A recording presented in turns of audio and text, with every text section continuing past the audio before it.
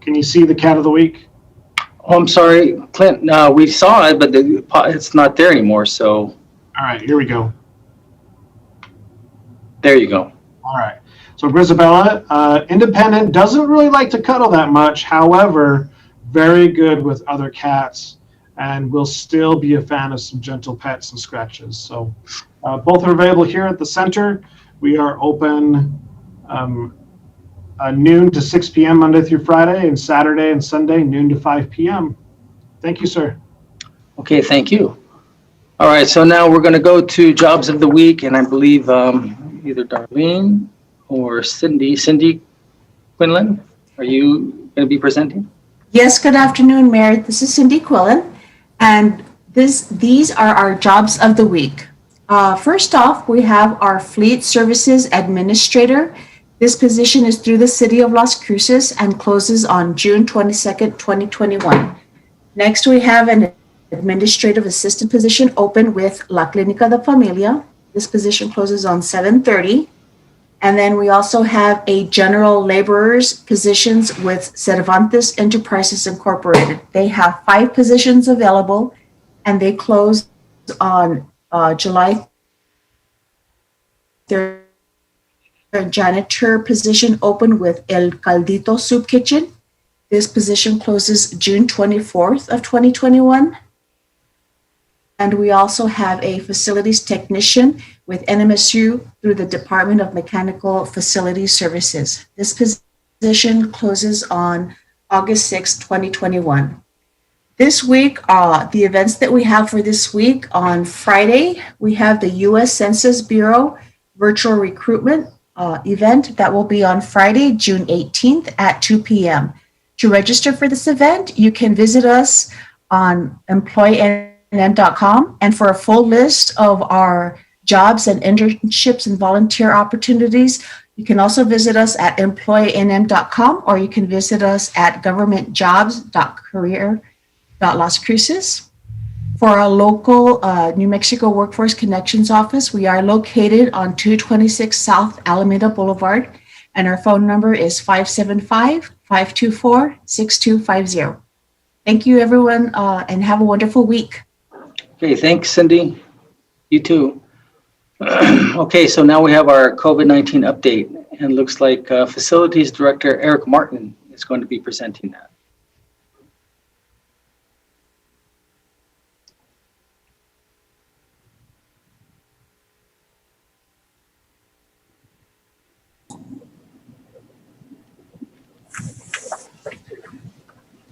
Good afternoon, Mayor and Council. I think it's still me, Assistant City Manager Eric Enriquez, that will be giving the COVID-19 update. Oh, I'm sorry, Eric. They had, okay, apologize. I didn't know if Eric Martin had an update. Yeah, well, I thought it was odd that they had him here, but okay. Okay, no problem. He's probably shocked too, so. Sorry, that was my mistake. This is Annette. Sorry about that. No problem with that. That's okay. That's okay. Thank you. Again, Mayor and Council, Eric Enriquez, Assistant City Manager. So currently, Doña Ana County, fully vaccinated is at 54.6%.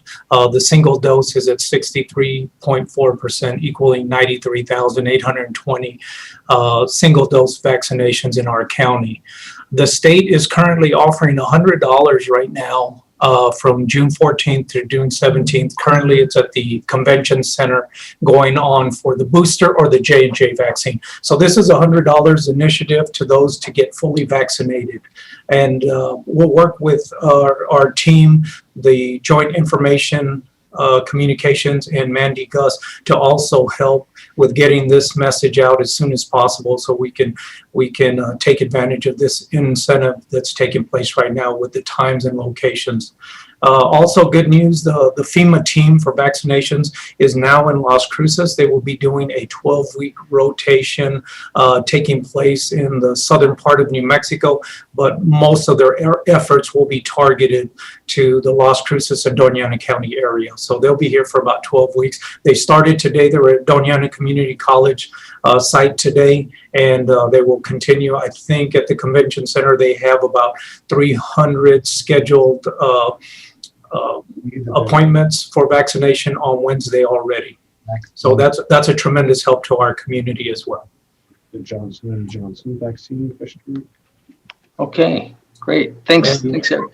Yeah, there's a couple more. Okay. The farmers market event has been taking place this past Saturday from 10 to 12. I believe they vaccinated 30 people that were just walk-ups with our mobile units.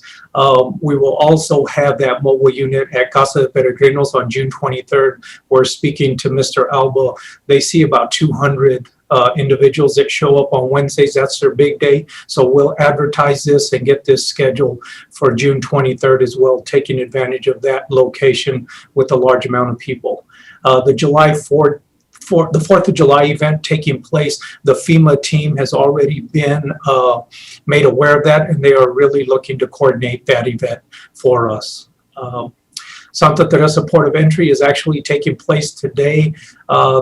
They had by 8:30 a.m. they had already had 30 truck drivers that they had vaccinated, looking to probably complete 100 by noon today. So moving well, received well, and looks like it will continue. So it's a good thing for those doses that may expire and we don't want to lose. So the port of entry is really looking positive at this point. And the asylum refugees remains the same. The capacity and capability at the Annunciation Center is doing well. That's all I have, Mayor. Thank you. Okay, thanks, Eric. Okay, so we have one item, it's a large item. It's the ARPA funding. And also with us, we have many members of our non-governmental entities, but we also have with us is the county manager, Fernando Macias, who's joining us as well. And but we have to start this off is Amy Johnson Basford, and Ifo Pili's also on the call. So, Amy, you want to start this off? Yes, thank you, Mayor, Councilor. Well, good afternoon. My name is Amy Johnson Basford. I'm the Grants Administrator. Today, we're going to be talking about the American Rescue Plan Act, or ARPA, as we like to call it, funding that this city has received as a direct allocation. This is called the Coronavirus Local Fiscal Recovery Fund. And in your package, you will notice that I provided a summary that has been created by the Treasury Department for the local fiscal recovery funds. It covers the objectives of the funds, as well as general information on the distributions and allocations that were made through the Act. It covers the eligible uses of the funds, as well as samples of eligible use projects that can be considered. Please note that the information we're presenting you today is based on the interim final rule provided by the Treasury Department in May. The final rule is still in the public comment period and will be until July 16th of 2021, with the final rule issued in September. I tell you that today because I want to ensure that you understand we have time to consider many projects. We are not under the same kind of time crunch that we were under with the CARES Act funding to get the money out on the street. We do have time for us to move forward. And I guess I should share my screen with you. That might be the most helpful thing I can do today so that we can all see the presentation we've put together. Okay. So if you will let me know when you are seeing that screen, that would be helpful, Mayor. Okay, we're good now. All right. Okay. Sorry about that. I was really focused on my introduction and didn't quite get to getting the document up. So first of all, I want to let you know that the city did receive a direct allocation through the Treasury Department. The ARPA funding allocated the city a total of $24,759,826 in direct funding. The first tranche of this money was received on May 19th, 2021. For a total of $12,379,913. The second tranche of funding is expected to be received in May 2022 for the same amount. All costs must be fully obligated by December 31st of 2024. As noted by Assistant City Manager Enriquez earlier, the current COVID health impacts to date for the county of Doña Ana is that the number of individuals contracting COVID is nearing 25,000. The number of deaths is close to 500. The number of recovered individuals that had COVID is 24,000, a little over 24,000. The number of people that are vaccinated over the age of 16 with at least one dose is 63.4%. The number that are the percentage that is fully vaccinated in Doña Ana County is 54.6. The statewide amount is 57.9% of New Mexicans that are 16 and older that have completed all vaccination process. The state does have a goal of reaching 60% by the end of this week. To provide more perspective on,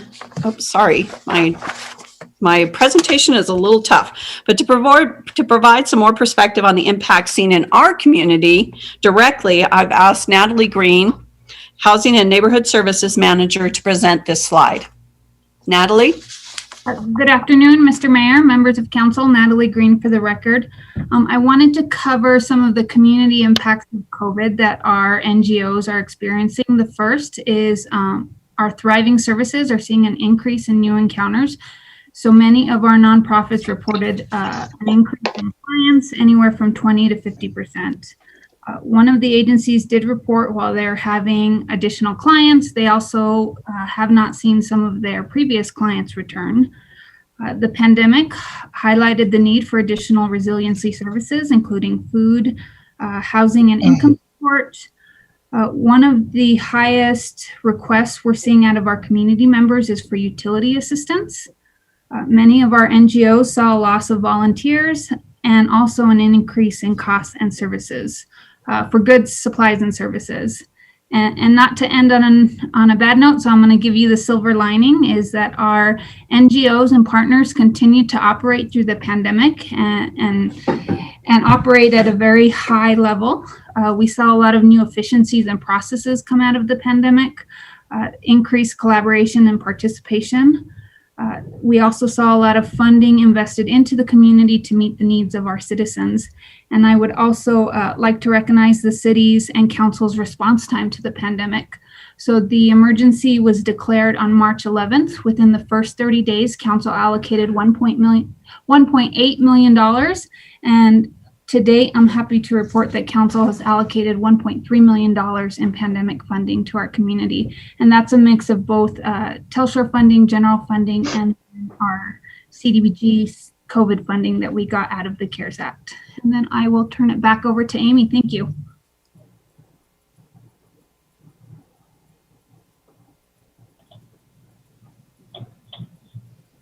You're on mute, Amy. Thank you so much. This is my first day back from leave, so you guys got to help me along a little bit, okay? Okay. So thank you very much, Natalie. I appreciate that in-depth information that our NGOs were able to provide us with on their impacts. To discuss some of the economic impacts that the community experienced, I've asked Kyle Edgar, our economist, to present the next two slides. And Carl, if you'll let me know when you're ready to move to the next slide. Thank you so much, Amy. This is Kyle Eager. I'm an economist for the City of Las Cruces Economic Development Department. I'll be presenting on the labor market conditions for the City of Las Cruces. This graph shows total employment for the years 2019, 2020, and January through April of 2021. This data is taken from the Bureau of Labor Statistics, their local area unemployment statistics data series. The blue line represents total employment among people that reside in city boundaries. And the red dotted line is the forecast of total employment, the forecast of what we believe would have been total employment if COVID had not happened. And again, that's the dotted red line. So obviously we don't know for sure what the employment situation would be if there was no COVID-19, if the pandemic had never happened.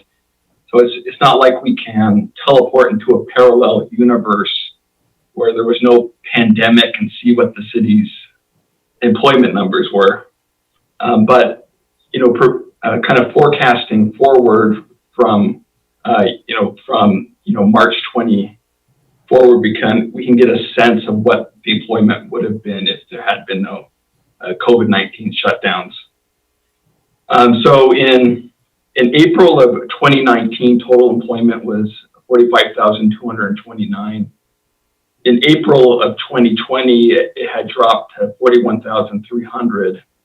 So that's 8% less than what it was in April 2019. However, if you compare it to the forecast at April of 2020, that's that red dot. Then it was actually about 10% less than what than where we should have been at that time, according to the employment forecast. Moving forward to April of 2021, if you compare April 2021 with April 2019 employment figures, we're about 3% less than where we were pre-COVID. However, comparing it to the forecast of what employment should be, we're actually more about 5.1% lower than we should be, or about 2,300 jobs we still need to make up. And so again, these numbers are from household surveys. So it's the estimate of the number of employed individuals of people residing within the city. Next slide, please.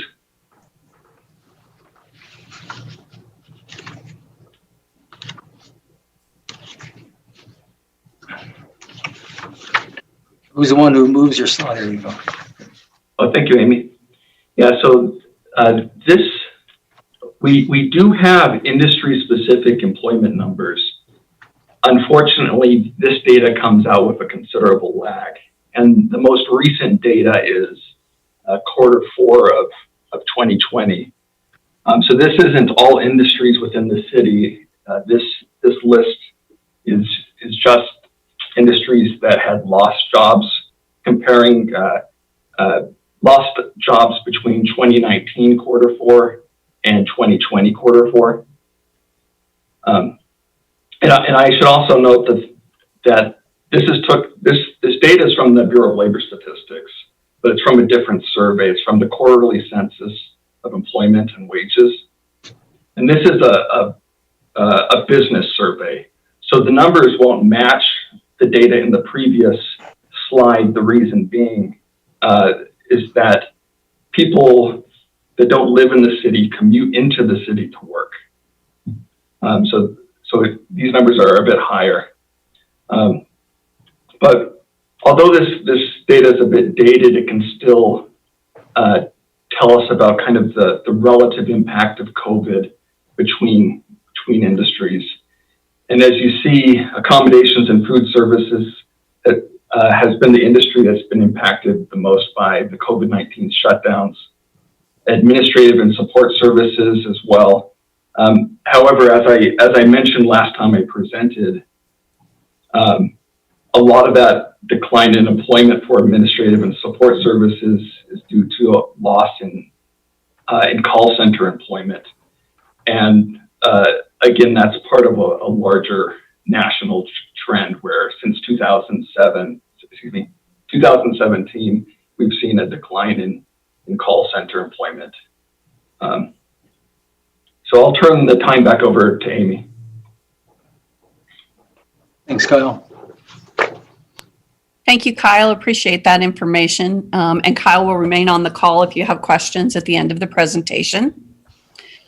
So since late April, the city staff has been working to develop a group of projects that meet the funding objectives presented or prescribed by ARPA and the Treasury guidance.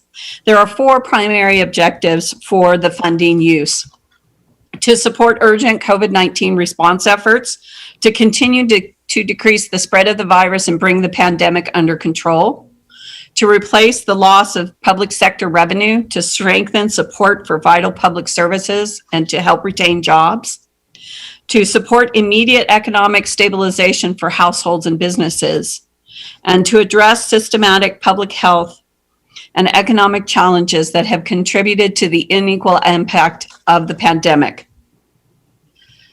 Based on these objectives, ARPA and Treasury guidance provided six allowable use categories for the funding, which I'll go over briefly here, and then we'll go in depth into each one following this. The use of ARPA funding can first of all, none of these are in a priority order from the Treasury, so we can use any or all of them as we see fit. So the first is to support the public health response, replace public sector revenue loss, address negative economic impacts, develop water and sewer infrastructure improvements, complete broadband infrastructure improvements, and to provide premium pay for public employees. As I mentioned, the city staff have worked to identify projects for each of these categories with the exception of the broadband infrastructure improvements. This is because of the efforts of the state and county to begin addressing this issue. As Mayor noted, County Manager Macias is on the phone to discuss this later. We also have Scott Marr, our IT Director, who is a member of the Doñana Broadband Committee. And Dr. Griselda Martinez is also on this committee. The committee is planning a study to identify underserved areas that have gaps. And as I move into and they can discuss that at the end of our presentation. As I move into the recommendations under these specific categories, please remember that there are multiple funding sources from ARPA that we have previously presented to you. Today, we are really focusing on the specifics of the local fiscal recovery funds and the guidelines provided for those, and the projects that meet those guidelines that are provided for in the Treasury's interim final ruling. And I do have the summary of other funding sources available if we need to discuss that at a later point today. So the first area that we want to address is public health response. This is geared towards funding COVID-19 mitigation expenses, medical expenses, behavioral health care, and certain health and public safety programs. The project can be used to develop programming and staffing. It can also be used to cover full payroll and benefits of operating units of public safety that are dedicated primarily to the COVID response. The recommendation is for public safety and programming, staffing, as well as staffing in the amount of $2 million. We are looking to see the mobile integrated health unit, as well as the mobile crisis intervention program that has been proposed to begin in 2021 or fiscal year 22, excuse me. The next area that we are looking for is to replace public sector revenue loss. This one is a little complicated, but it's meant to use funds to provide government services to the extent of the reduction in revenue experienced by the pandemic. There is a prescribed calculation that was defined quite in detail in the U.S. Treasury interim rules for the use of ARPA funding. Our budget team completed this calculation for the city of Las Cruces, and utilizing this funding, we have a wide latitude in what we can use the money for. The amount was calculated at approximately $6.9 million, and the recommendation for this is primarily for capital infrastructure projects, because as staff looked at the negative economic impacts that the city experienced due to COVID, because the city was able to keep all individuals employed and provide support for employees, we looked at the other areas that the city experienced some negative impact, and they were primarily in the construction area, where we have experienced up to a 24% increase in the cost of construction due to materials and labor shortages. So that was one of the reasons that capital infrastructure rose to the top of the list of recommendations for the use of this funding. And my computer is kind of freezing up, so let me see if I can get this moved to the next slide. You'll just give me a moment. I'm not sure why it doesn't like me right now. There we go.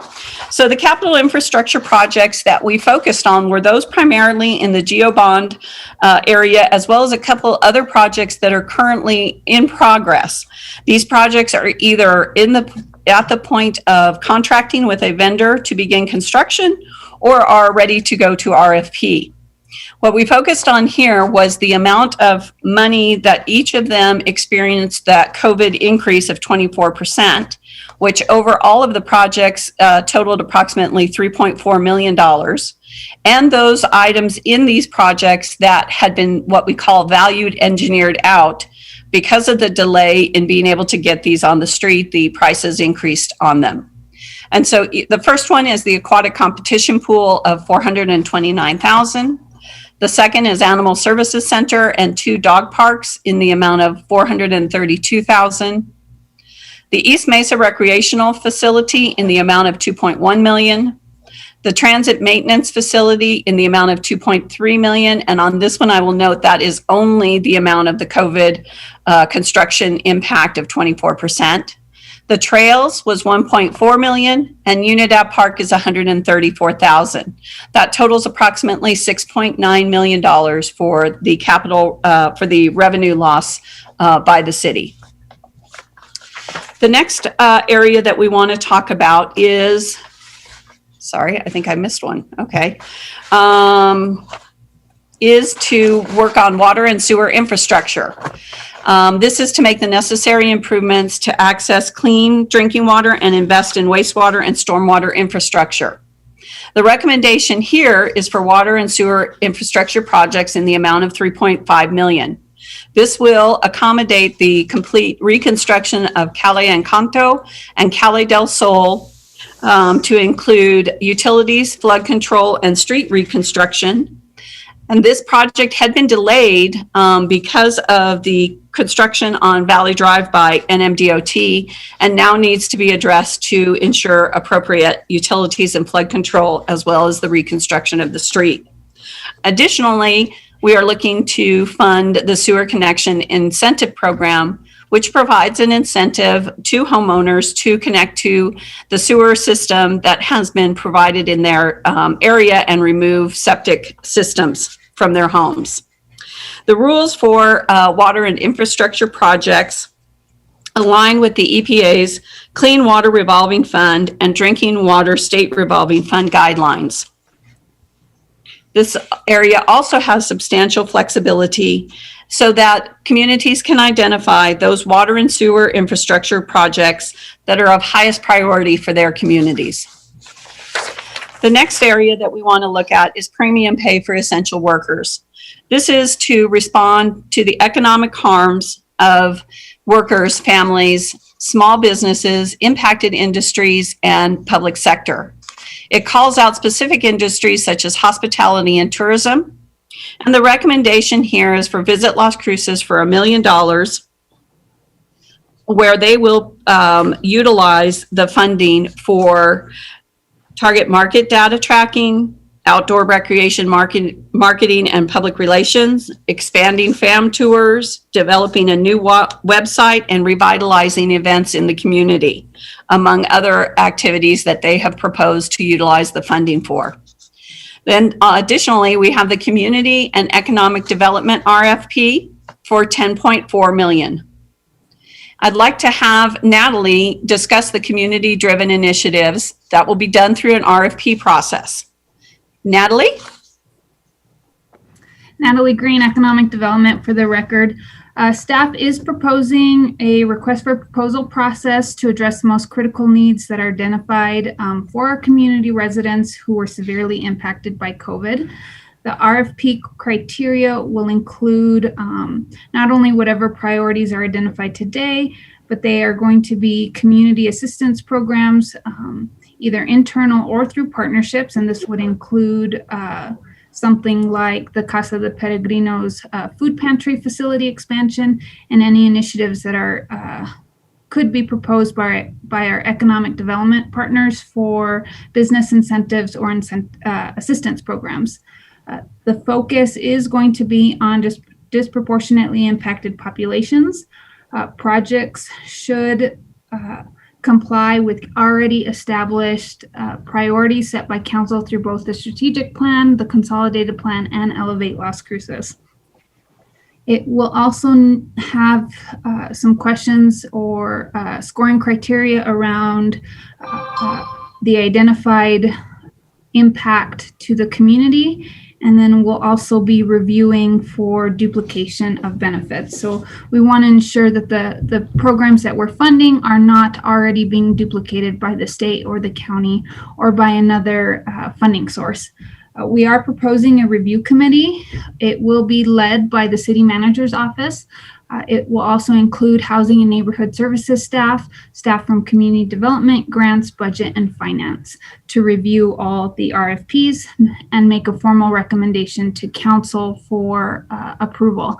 And then once those projects are selected, staff normally executes a contract, and those contracts will also come to council for approval. Staff is proposing that we select larger grant awards, anywhere from $250,000 to $2 million. That way our projects can have consistent programming over a period of time and again, have a measured impact to the overall community. And then I'll pass it back to Amy. Thank you very much, Natalie. We have one last section, and I think I missed this earlier, and so thank you to Leanne for letting me know that I did, which is the premium pay for essential workers. This may be used to provide payroll and benefit expenses for employees to the extent their services are devoted to mitigating responses to COVID public health emergency. It should be prioritized according to the Treasury guidelines for lower income workers. It may not exceed 150% of average annual wage for the occupation. And another notation is that the benefits that can be provided cannot go into the pension fund or para benefits. The recommendation here is to provide a premium pay that will be later further that will be further distinguished for criteria following this meeting of $1 million. There is a broad range of workers that were required to be physically present at their jobs during COVID. That is what this funding is intended to provide assistance to. We still need to identify which essential workers those are. And as I mentioned, it can be used for direct pay or for benefits. Now, let me somewhat jump ahead here to our funding summary because that was a lot of information to present to you in a very short period of time. You'll see the total funding amount of $24.8 million that we'll receive over 2 years. The first tranche is $12.4 million, and the second tranche is $12.4 million.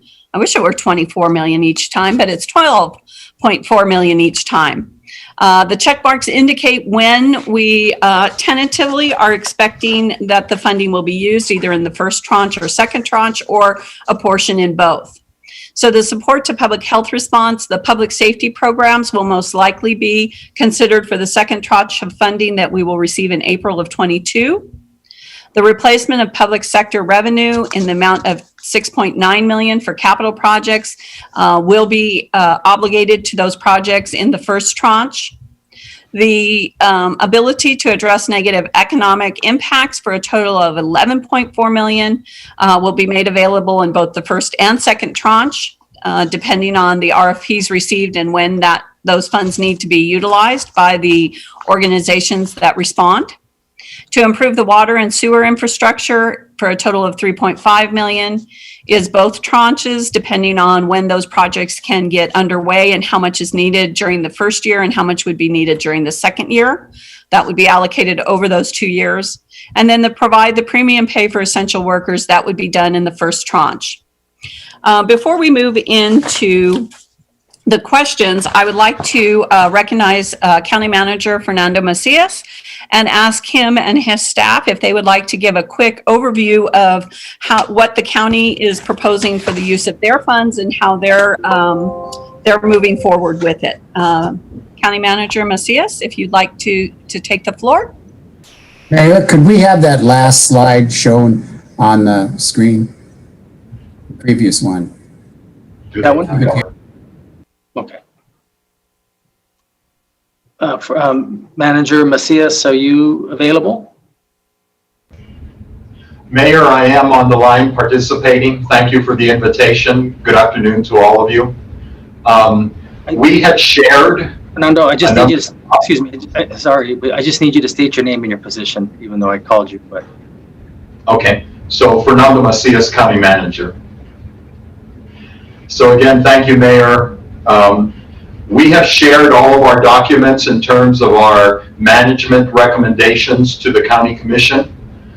They are extensive. It would take me probably more time than what you have available to go through each one of them. We have done similar assessments. I think that they've talked a little bit about the county taking the lead on broadband. We're looking at enhancing that amount of money that's recommended to our county commission. I think that most of the members of the council are aware that the county will be receiving over $42 million, and it's broken down into two payments of $21 million that we have already received and $21 million next May. We have approximately $4 million worth of support for broadband that we're going to be recommending. There are a few areas that there appears to be a little bit of overlapping that we certainly will discuss with your management in order to ensure that we're not committing funds to the same initiative. There are a number of other initiatives that we believe are going to be very beneficial for the city of Las Cruces. One of them is the extensive Dragonfly flood project on the East Mesa that will address issues both out in the county and within the city limits of Las Cruces.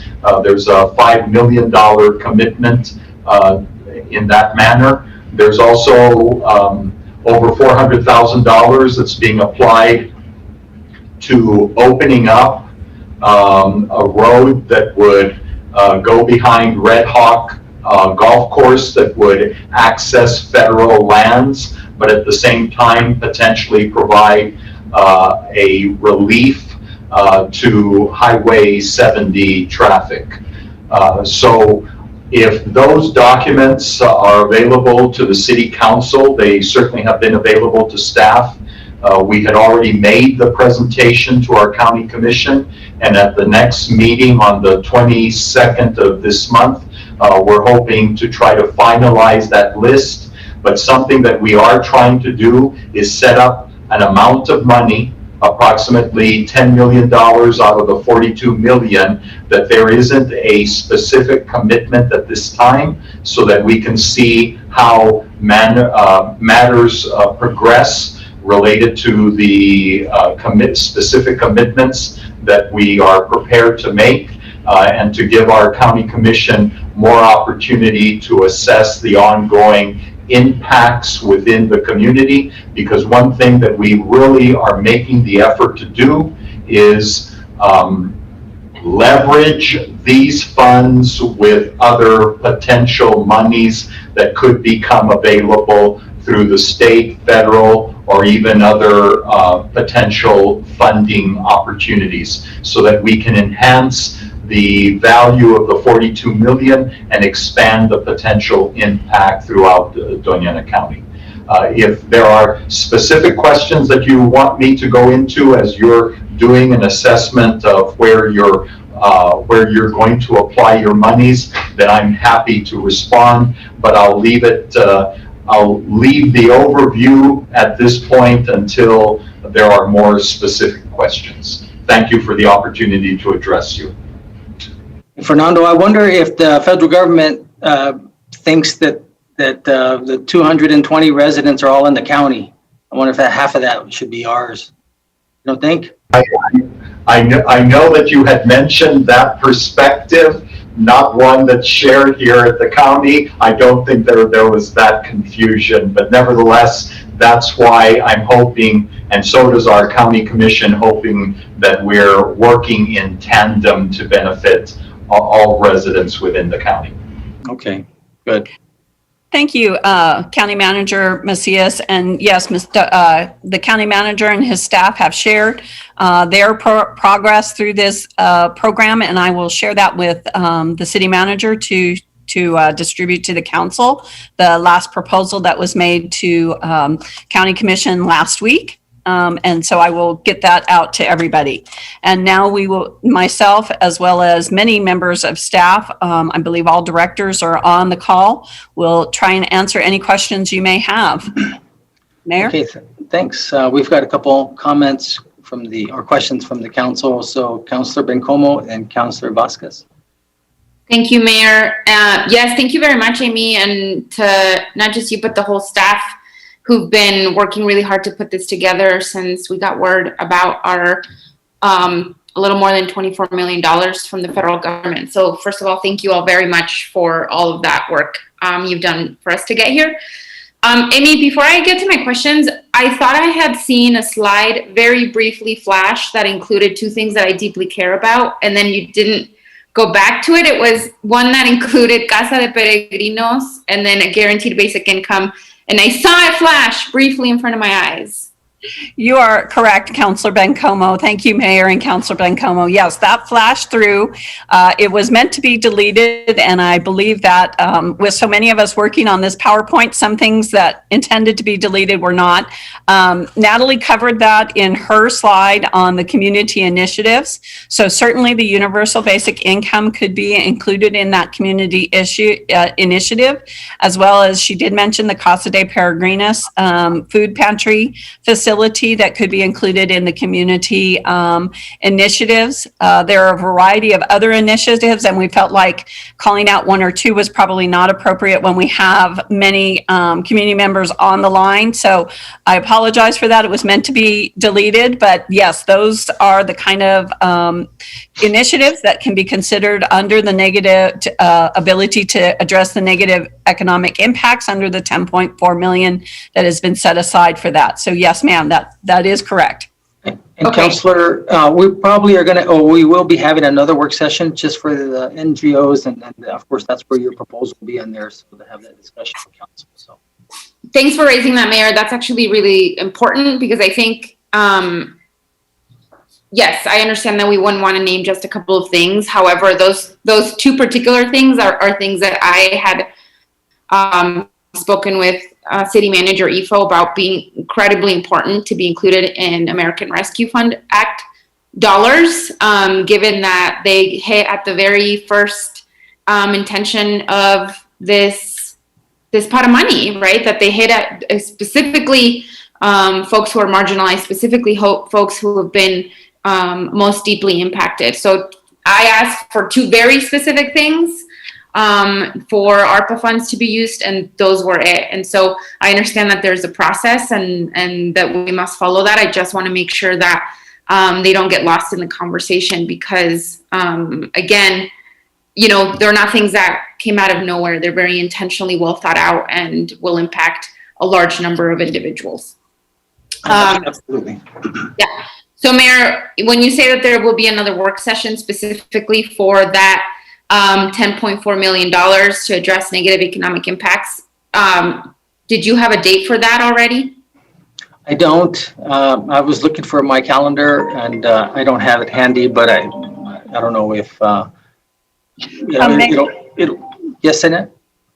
Mayor, Councilor Bencomo, I believe our next steps would be that you would give us direction on moving forward with some of these proposals, where we would then bring a resolution allocating those funds towards the community initiatives. Natalie would then work on developing the RFP and the timelines for that and present that back to you. And so the work session would depend on a lot of variables as to how that moves forward. Right now, these are proposals to you all. The next step would be resolutions that actually put this funding, designate this funding in our city budget.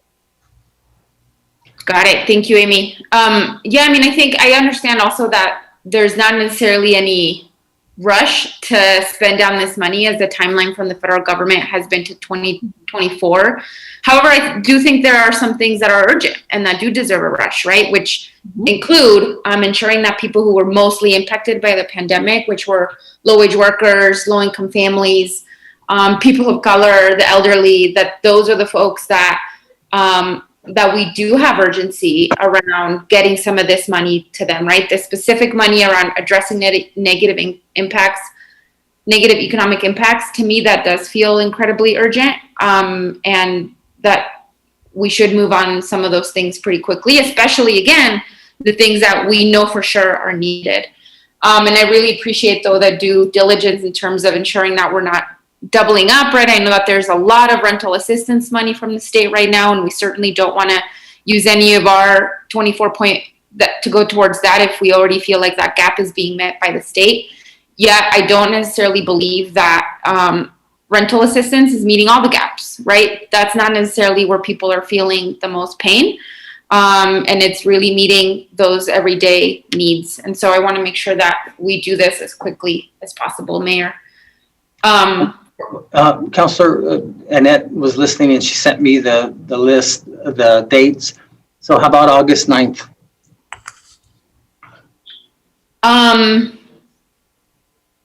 Yeah, sure. All right, we'll And go I ahead. think I personally believe that there's several things that we could move on a lot quicker than that, but I also want to make sure that, you know, I'm not putting any pressure on, unnecessary pressure on staff. I think August 9th feels far away because I think I know how much people are struggling. If we could do it sooner, that's fine. If not, Mayor, I think that's a workable date. Yeah, the reason why I want to do in August is to remember that should be the full month that we'll be in person. Plus, Okay. Plus to make sure, like I received an email from the Lions Club, but something, and about, you know, and so they need to put it in a different format. And I think it probably just lends itself to make sure that the community knows how to kind of put that forward instead of just an email. So. Okay, August 9th, I think, is a fine date, Mayor. Okay. Thank you. Thank you, I did Mayor. have a Oh, go ahead. I just wanted to very briefly, Councilor Bencomo asked Natalie how that timeline works for her plans. She will be leading the effort to issue the RFP. Natalie? Mr. Mayor, Natalie Green, we will make it work. So we do have a draft template of the RFP. I'm hoping that as council speaks today, you will identify some high priority programming that will make it into the RFP. And then if needed, any questions or topics that you want specifically answered as part of the RFP process. So like I previously mentioned, we are already identifying the duplication, the disproportionately impacted communities, and the overall community impact. So those are items that we have already identified as priorities to council. So staff is taking notes, so we'll incorporate some of the feedback we get today into the RFP process.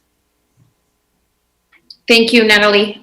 So if you're taking notes, I'm just going to name a couple of the priorities that I believe have already been put out, right? These are my priorities because I've heard their priorities for community members, which include the Casa de Peregrinos shelter expansion, a guaranteed basic income pilot project. I certainly think that we need to discuss support for domestic violence shelters that saw the most need, I would say, and certainly shelters with people who are experiencing near homelessness. To me, those are some of the most urgent needs for sure. So thank you, Natalie. I appreciate it. I'm glad you'll be leading this effort for sure. Mayor, I have a couple more questions. Oh, okay. Amy, do you have any sense yet from the state about the $1.7 billion the state received in ARPA funding, and their intent to allocate it in whichever different way. I think the reason I bring this up is specifically around broadband. I want to make sure that, right, like that we're not using our 24.4 million to go towards broadband if the county is going to be doing that, if the state is going to be supporting that. Right. So that, but anything else that you may have heard of. Mayor, Councilor Bencomo, yes, we have heard some things that the state is putting out. As you know, during the legislative session, there was funding allocated for expansion of broadband through the legislative process. So that is the funding that I believe is going to be utilized by the county. We are a pilot project for the county through that committee. Or for the state, I'm sorry, we're a pilot project for the state to expand broadband. So a good amount of money is being put towards our county by the state for that, as well as what the county is putting forward. And once that study is done that identifies gaps in service areas, then, you know, we can look at what role we can play in helping move forward the broadband.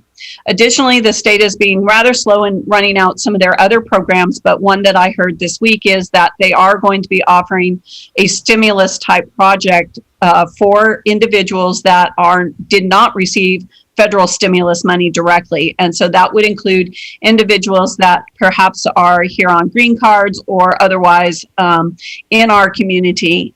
There is a process for applying for that. That is through one of the state websites. I did want to make a notation just to clarify something you said earlier about rental assistance. The state has rental assistance as well as homeowners assistance. That does include utility assistance. But additionally, the county received a direct allocation for rental and utility assistance that they need to disperse by, I believe, the fall. And there is a link on their county website for individuals to apply for, I believe, up to 12 months of rental and utility assistance. And so I would encourage you to get that for all of our council members to get that information out to your constituents so that the county can fully utilize those funds. The last that I heard, and it's been a few weeks since I've spoken to the finance director at the county, but the majority of the applications were coming from individuals within the city limits. So that is a benefit that the county is administering for our community, for individuals throughout Doña Ana County. So that is another area that is available. I am kind of monitoring the state as they come out with projects. They are distributing some of the money to their departments.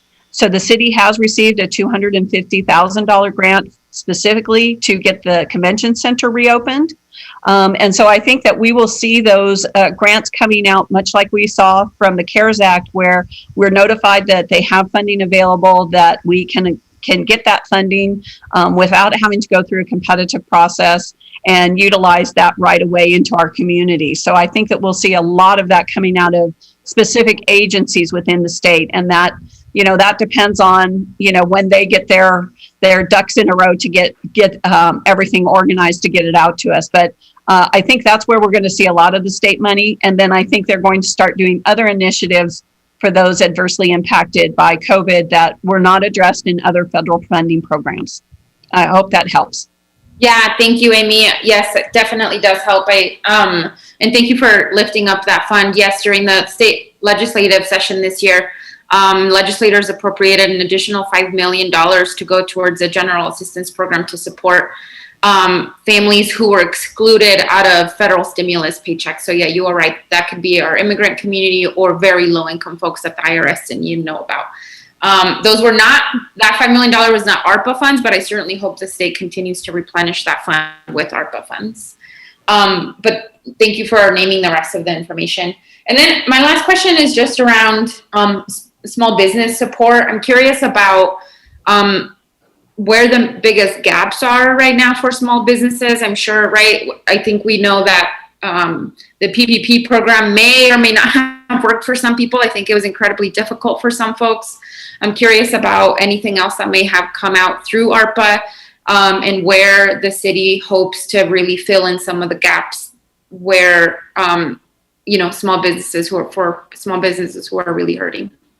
Right. Thank you, Mayor, Councilor Bencomo. I would defer to Dr. Griselda Martinez in Economic Development to discuss that. Griselda, I believe you're on the line. Yes, good afternoon. Mayor of City Council, Griselda Martinez, Economic Development Director. Thank you, Councilor Bencomo, for that question. Summarizing the opportunities that we have in the community, given the efficiencies that we have observed, it is been very evident that creation of capacities and expansion of capacities among our local and small businesses is a key priority for us, and a gap that we have recognized now more than ever. So more technical assistance on business practices in general, tied to continuous access to finance for the traditional underserved communities in the business realm as well. Those are the top two priorities that we have seen. We have business service support partners in the call. We have recurrent meetings with them, and in most of the conversations that we have on a bi-weekly basis, that's a recurrent topic. How do we get the resources that exist and are available to those businesses that are in most need, for them to enhance their operation, for them to enhance how they do businesses, how they reach new markets. And a couple of the programs that we created and implemented target some of those deficiencies or areas of opportunities. But it's a broad spectrum. It can go from business owners having the access to a computer, access to knowing how to utilize a computer for applications of loans, of grants, also other training that is available that may not be getting to them. But that would make a big difference. And so strategic thinking of how we all come together to create programs that leverage upon each of our strengths in this very diverse business support network to reach all the different elements of businesses and the different types of businesses that we have in our community. So we have the partners on the line, and it would also be useful for them to speak of what they have seen through this last year, very much more emphasized than the previous times in them serving and working with businesses directly. I hope that answered your question, Councilor Bencomo. Yes, absolutely, Dr. Martinez, thank you. And I'm very confident that you're having those necessary conversations with the necessary folks. So I appreciate that. Actually, since you're here, one question. Are ARPA funds, will ARPA funds not be used to support the new idea for the small business incubator, or is that strictly TID? Mayor, Councilor Bencomo, the direction is pending on that specific item. I have put together a number of initiatives to be considered for funding, and we'll be going over what will be funded out of those initiatives proposed. You're right. But definitely the business incubator is one of them. I did not mean to put you on the spot like that. You are right. I forgot we had not made any formal decisions about that. So thank you, Dr. Martinez. Mayor, those are all my questions. I just want to say one last thing before I hand it to my colleagues, that I really want to thank Public Works staff for including Calle del Sol and Calle del Encanto in this, in these funds. They're honestly one of the first meetings that I had with Public Works was about these two particular streets when I was canvassing my district. When I was walking these two streets, I could not believe that they were in such terrible condition. And I mean, when we think about basic quality of life for our communities, to me, it definitely comes down to the condition of our roads. And so I'm very excited about this, the possibility of keeping this in ARPA. I hope the rest of you are supportive of that, because I know there's a lot of streets that need them. And if I were to pick any in District 4, it would be these two. So I really want to thank Public Works staff for that. Thank you, Mayor. Thank you. Before I get to Councilor Vasquez, just a couple things, Councilor Bencomo. Okay, I think you're right. It's 1.75 billion. From my understanding, the federal government is asking the states to replenish their funds that they lost for unemployment. So that's another 250 million. So now we're at 1.5 billion. But what I want to say is there's a stalemate going on in Santa Fe right now, because the governor says that she should have the control of where that money goes, and the legislature says that they should. And I would think that the legislature, because they're the ones who usually come up with the funding, and then she signs it. So I think that's going to be really important, because if that's a stalemate, that could really hold off bringing in funds. And then also, I think, although we haven't discussed this, I think it's important that we probably focus on the two big sectors that have lost, and that's the hotel and the restaurants. They lost probably 17% of their employees or business, at least that. And then also the entertainment and recreation. Those are another huge loss. So I think those would be a couple areas that we might want to focus on. Okay, Councilor Vasquez. Thank you, Mayor. Thank you to staff and Councilor Bencomo for your questions. I have a quick question here about the folks who are in our meeting and their role moving forward. I think this is regarding addressing the negative economic impacts piece and the community and economic development initiatives. Is it right that some folks from our local nonprofit community will be applying for that $10.4 million through the RFP process that is in development? Is that the way that that's going to work? Yes, thank you, Mayor, Councilor Vasquez. We invited them here today so that they could hear the proposals that we have put forward, as well as to give you input on how they have been affected by the COVID pandemic and the closures that we experienced over the last year or so. All of them are probably eligible to apply for funding from the community and economic development initiatives. And so many of them probably will. They will probably come forward during our public participation section of this meeting after all the councilors have given their comments. And that's why they were invited, so that they have the opportunity to give some input. Great. Thank you, Amy. Appreciate that. And then regarding the categories in our internal, our plans for distribution of this 24.8 million, were these allocated by staff? Are these recommendations of allocations, or are these mandated through the ARPA? Thank you, Mayor, Councilor Vasquez. So the 5 categories that are listed here on this summary sheet are the ones that are listed as eligible uses by the Treasury interim final rule. They are the categories that are allowable.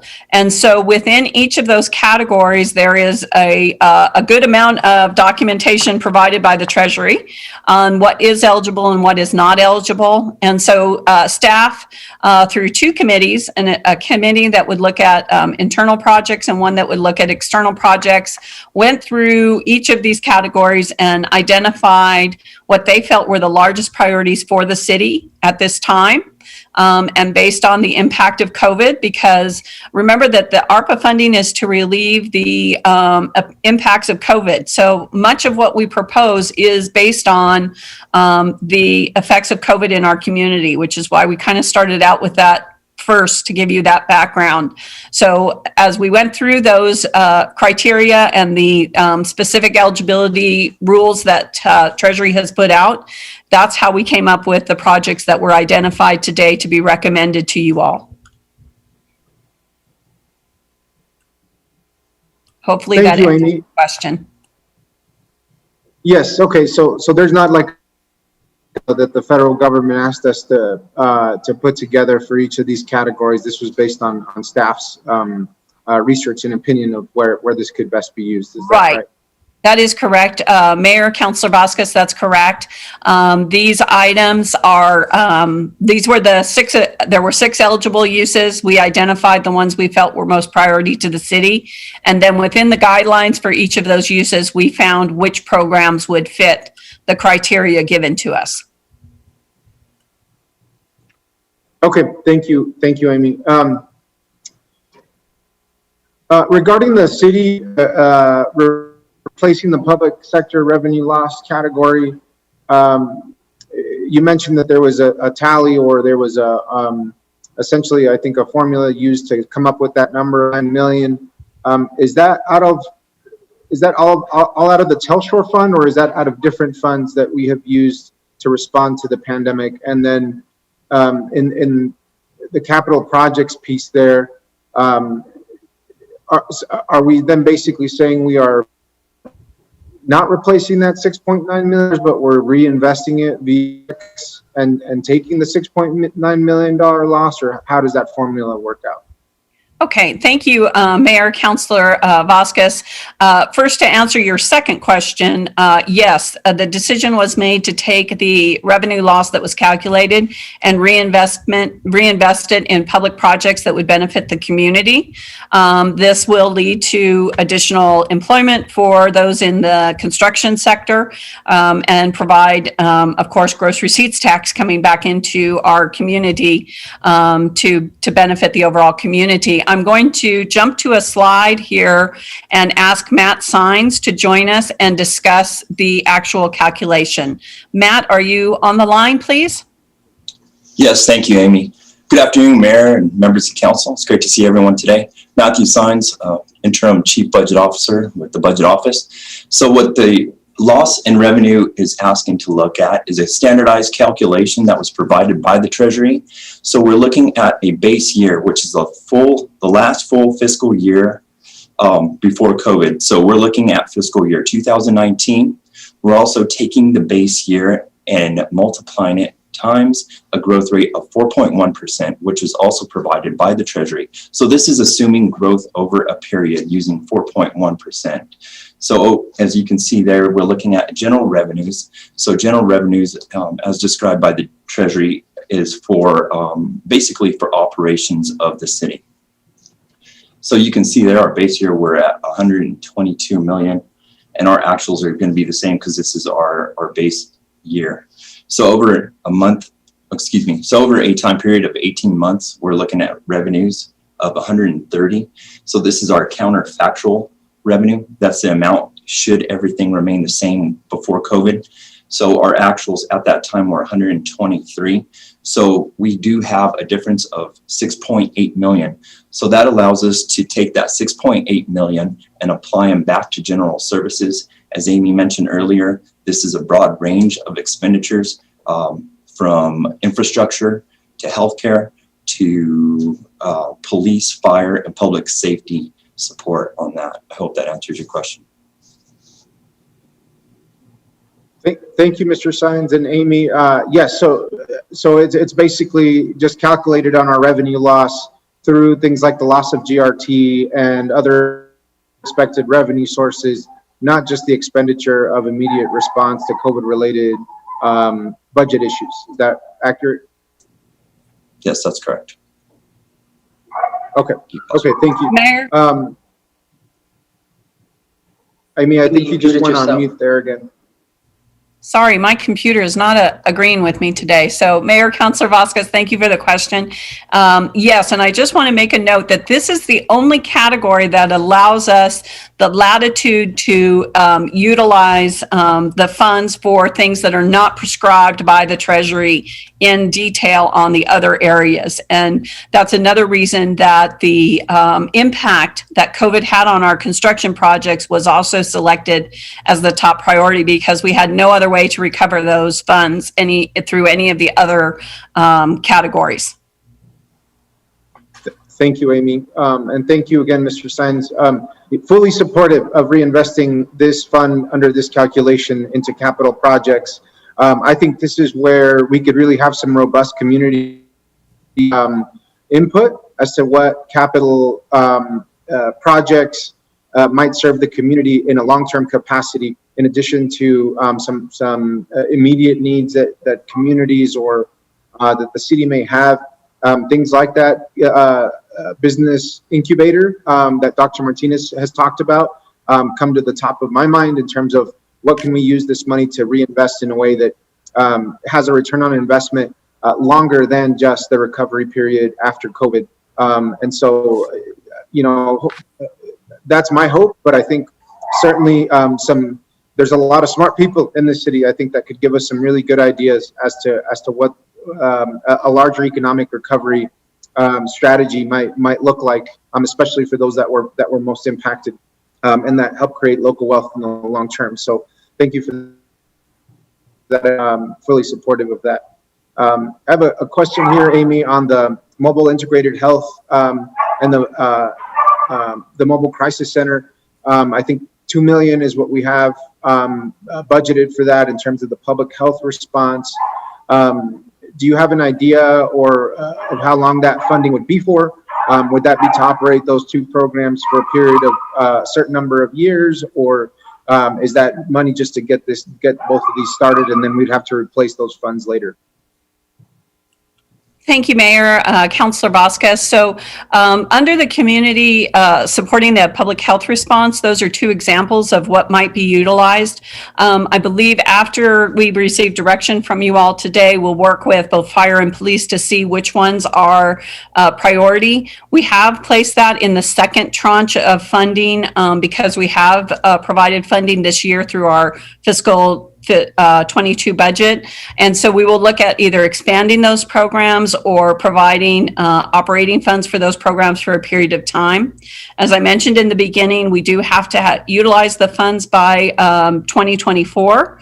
And so we want to be sure that we're not inflating a program that we cannot sustain past that time. So we'll work with that public safety sector of our city and see how they believe the best use of funds is. It can also be provided, as I mentioned, to utilize for salaries and benefits for those that are directly responding to COVID, such as those who are running the vaccination clinics. Although we do have another funding source for that right now, depending on how long that goes or if we have a second wave, some of those things may need to be decided later.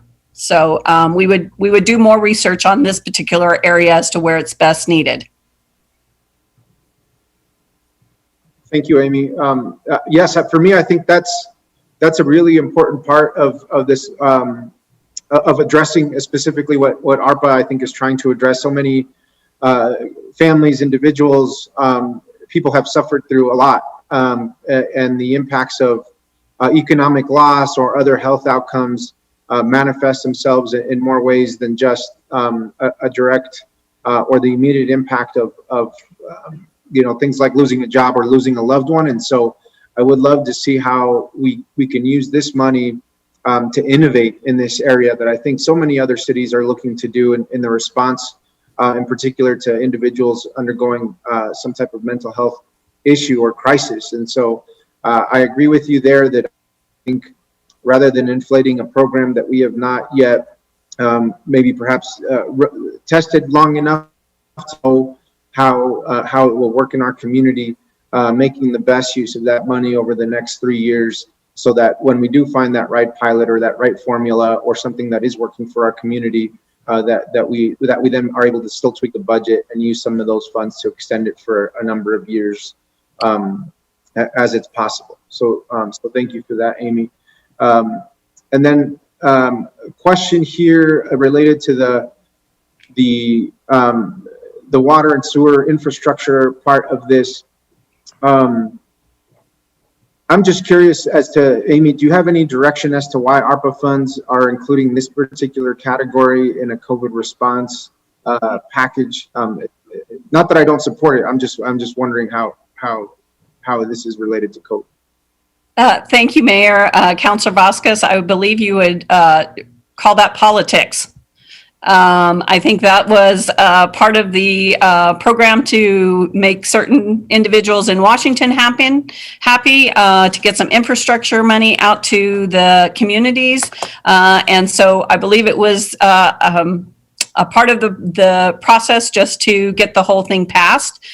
It's certainly welcome, and we can certainly use it. So it's good sometimes that politics works in those ways. But that's what I would guess is what the reason it's included. Well, Councilor Vasquez, you know that there's 6 categories that the federal government said we can target. We didn't do broadband infrastructure. So this one here it says water and sewer infrastructure. And so I wasn't too sure which one you were asking about. Why is it on this list? Why is it on the big list? So it came from the federal government, and that's why it's on this list. Thank you, Mayor. And thank you, Amy. Yes, absolutely supportive of this. Just wondering, and you're right, politics, I mean, water and sewer infrastructure certainly put people back to work, and I see that as an economic recovery piece, but very specific in this area. And so I absolutely support these projects. If Councilor Bencomo is advocating for these 2 projects on Calle Encanto in particular and Calle del Sol, would be supportive of that. Also just want to think about, in addition to the sewer connection incentive program, since we are in such a rough time for water availability and probably in one of the worst droughts that we've been in, I would just see if there's any opportunity for conservation infrastructure to also, we can consider making that a priority as well. Over the next couple of years, to whatever degree that our utilities department can implement water infrastructure projects throughout the city that help us save water.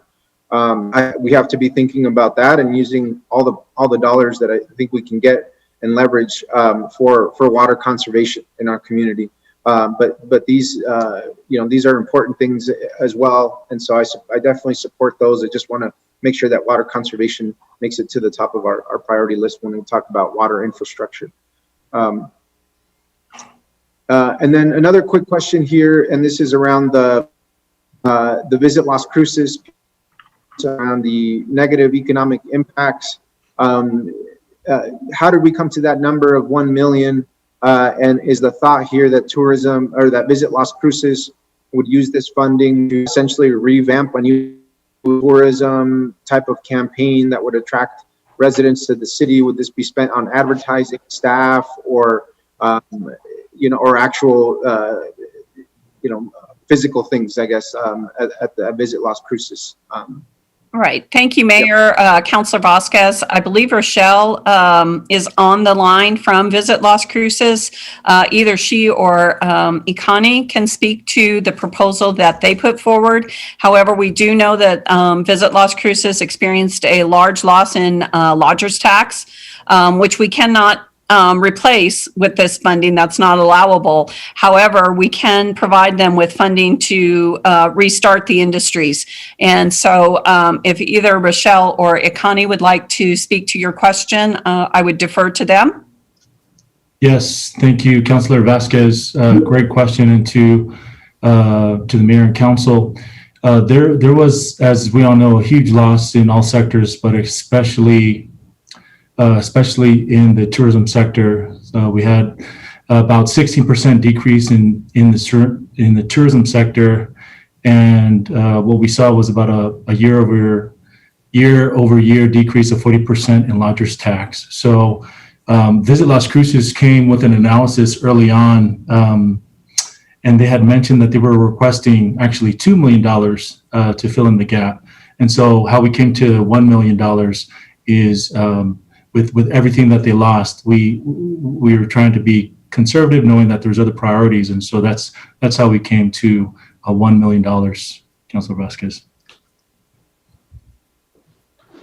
Also, if I can add, Councilor, on the Visit Las Cruces monies, if you recall that we can spend those monies to advertise for businesses or residents to come to Las Cruces as long as it's over 100 miles away from us.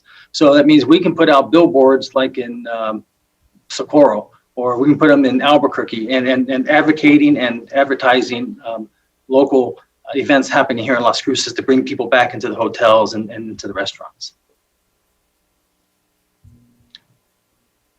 Thank you, Mayor.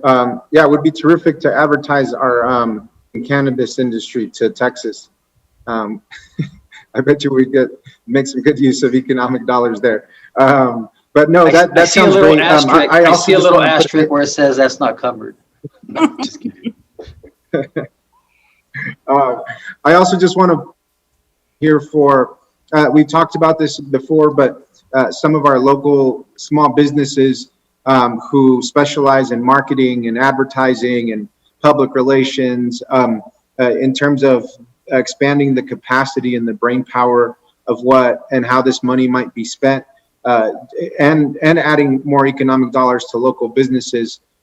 Just want to put a plug in for an opportunity for local firms here to participate in that process of attracting and revitalizing our tourism industry so that we can have kind of a 1-2 punch with that, helping out our small businesses that work in this area and then also generating more revenue from tourism for us. So thank you. And I think the last thing I'll mention here before passing it on is I want to put a plug in as well for both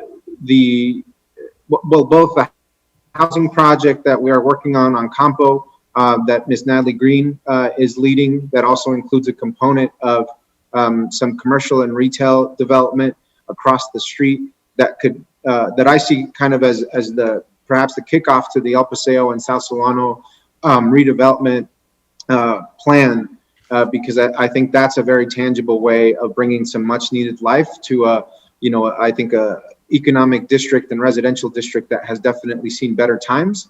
And so I think when we talk about addressing the most impacted and where we can have the most impact, I really think the El Paseo and Solano corridors meet that bill or meet that description, and would love to to see how in the next 3 years, right, that we're not planning this money all out to be spent in 1 year or 2 years when we do have this El Paseo redevelopment project really ready for recommendations on policy changes for the council.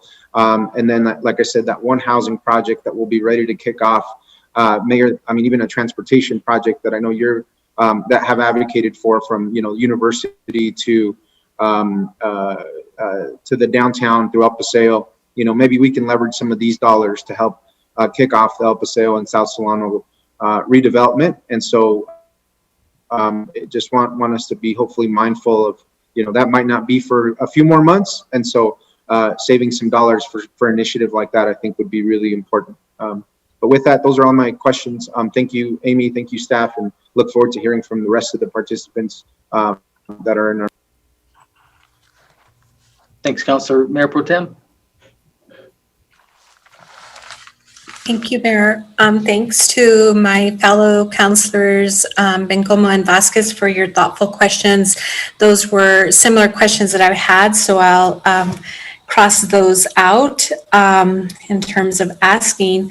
Amy, I wanted to go back to and ask a little more about the capital infrastructure projects, and at a 6.9 million, I believe, is that slide 11, where you talked about very specifically the pool, the animal services center, trails, Unidad Park, etc. Yes. So I understand that because of COVID, there's just been a huge increase in many, the supplies and such, right? And so were there considerations aside from this related to capital infrastructure that we may consider, especially with tying in the loss component? So I'm thinking about our long list of capital outlay projects that would benefit so many people in the community. And so I wanted to ask, what was that thought process in terms of picking these out? Thank you, Mayor, Councilor Gondra. There was a long list of projects that were put forward to identify the loss and fund that loss. I think the total that was put forward for consideration was about $12 million in capital infrastructure that could use a boost of funding in the next year. These items were brought to the top of the list by Public Works as being most critical, and I believe that David Cedillo is on the line, and I will defer to him on how these were eventually taken as the top priorities. I believe most of them have a significant COVID impact loss. So that was one factor, but another factor was where they were in the process of beginning construction or being ready for RFP and what could be added back in. So if David Cedillo, if you could help answer this question for us. I believe he was on the line earlier, so hopefully he's still there. Yes, I'm here. Good afternoon, Mayor Pro Tem Gondra, David Cedillo, Public Works Director. There you are. There we go. Can everyone hear and see me now? Yes. Yes. Excellent. Yes. Okay. Thank you, Mayor, Council. Mayor Pro Tem Gondra, David Cedillo, Public Works Director, in case that did not catch earlier. Yes, these projects were submitted as part of our request through Public Works that would have that most impactful to the entire community. As part of the Go Bond projects, we listed these to make up the differences from those impacts of COVID. Some of those things, for instance, the amount for the dog parks. There was concerns about having to cut out bathrooms and some other infrastructure there as well too. This is going to help include those services back into some of those projects. Again, the transit maintenance facility, that is getting that project to be able to come to completeness. That way we can move forward with the building of that. As you all know, that does serve the entire community as part of that project moving forward. And likewise, the decision was made for the other Go Bond projects that you see before you there. And it was having that ability to have a larger impact to the community. Again, this is the proposal moving forward. However, it is up to council on either moving forward with these proposals or asking for other projects to come forward. Thank you. David, thank you for that. Amy had mentioned that there was a long list, I think $12 million worth. Wondered if you could supply us with that list so that council can look at it in its entirety to then determine where we think the selection should be. I haven't heard, it's been quite a while since we've heard an update on the aquatic competition pool. In terms of the value added portion, the things that had to be obviously taken out. And so without really having an update on that, it's hard to really conceptualize, well, is this really a good use of this money?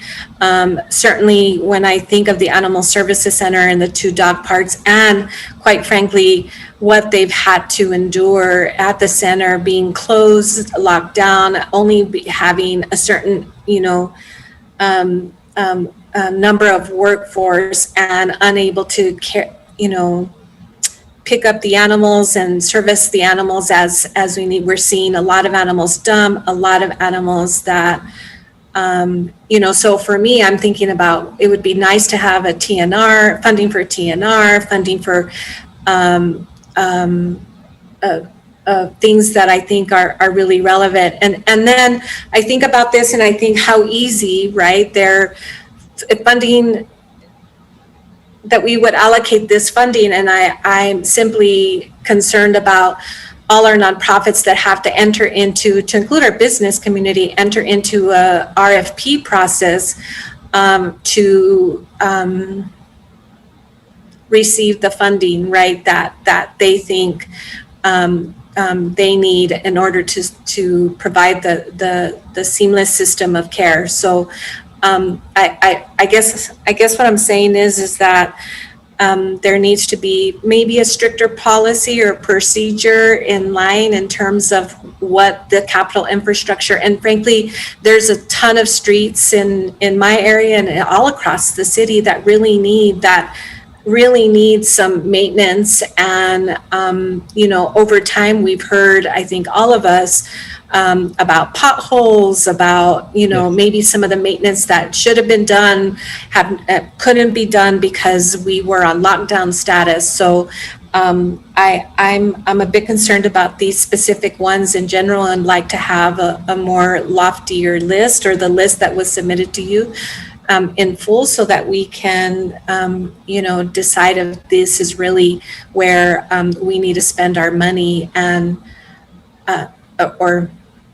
well, it is our money, right, from the federal government. Yep. So when I think about 429,000, boy, I can think about a number of supportive housing that needs to happen related to substance abuse, addiction, temporary housing, things of that sort. That, to me, these are all nice, and I realize that our GEO bond and lots of other programs have been hit, but I think about really what's important to me is making sure that our constituents have survival and thriving services, and I've mentioned some now or earlier.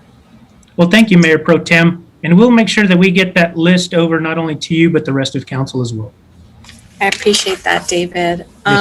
Mayor Pro Tem, can I jump in real quick? So, I hear what you're saying, but I would rather take that from the trails. That pool has been around since 2001, and we were that close to getting it done. And, I'd be willing to, because we've got 5.5 miles of trails. I would, if worst case scenario, rather take it from there, because I think we really need to get that pool done. I mean, we want to do solar to it. We want to do a few other things to it, but I understand where you're coming from. But I mean, just arbitrarily, just move it. If we're going to move it, I would take it. I would prefer to take it something from maybe the trails, as opposed to the pool. I'm not asking to arbitrarily move things out, Mayor. I'm asking to be given at least an opportunity to see the entire list, so that then council can look at that and determine what is the best use of this funding, where it will affect people in totality. I understand. I know that aquatic competition pool has been, in the queue for some time, at least as long as I've been a city councilor, probably even more. So much for prior years while you've been a mayor. I'm not saying arbitrarily. I'm just saying that I think the system, or the process by which things have been put on a list and what have been taken out, in comparison to what all our NGOs and other community partners are going to have to. There's no RFP process for any of this. The others are going to have to go through an RFP process, which I think in some ways it has to happen that way, but they're all very competitive, and we all understand when the funding comes up from the Tauscher Fund, it's only a select number of NGOs that get that funding. Any new NGOs that try to actually qualify or get on that funding list, it makes it very difficult. So there's some things in there that I'm not completely sure that this is the way to go. And I'm willing to hear from staff and understand. We all have heard very specifically the issues facing why things have increased in terms of supplies and such, but I just want to make sure that it is a fair process. And I don't know how fair it was, and I don't mean any criticism against our staff. They've done a fine job, an excellent job. I'm sure that this was a lot to put together, but I just want to make sure that it's a fair process across the board when we are selecting services and or projects. Mayor Pro Tem Gondra, if I can make one comment that I think I forgot when we were discussing the uses. Because this is federal funding, all federal regulations now apply to this money. So every project that is funded becomes a federal project. Therefore, we have to follow our procurement process very closely to ensure that it meets all federal requirements and has all federal disclosures, et cetera.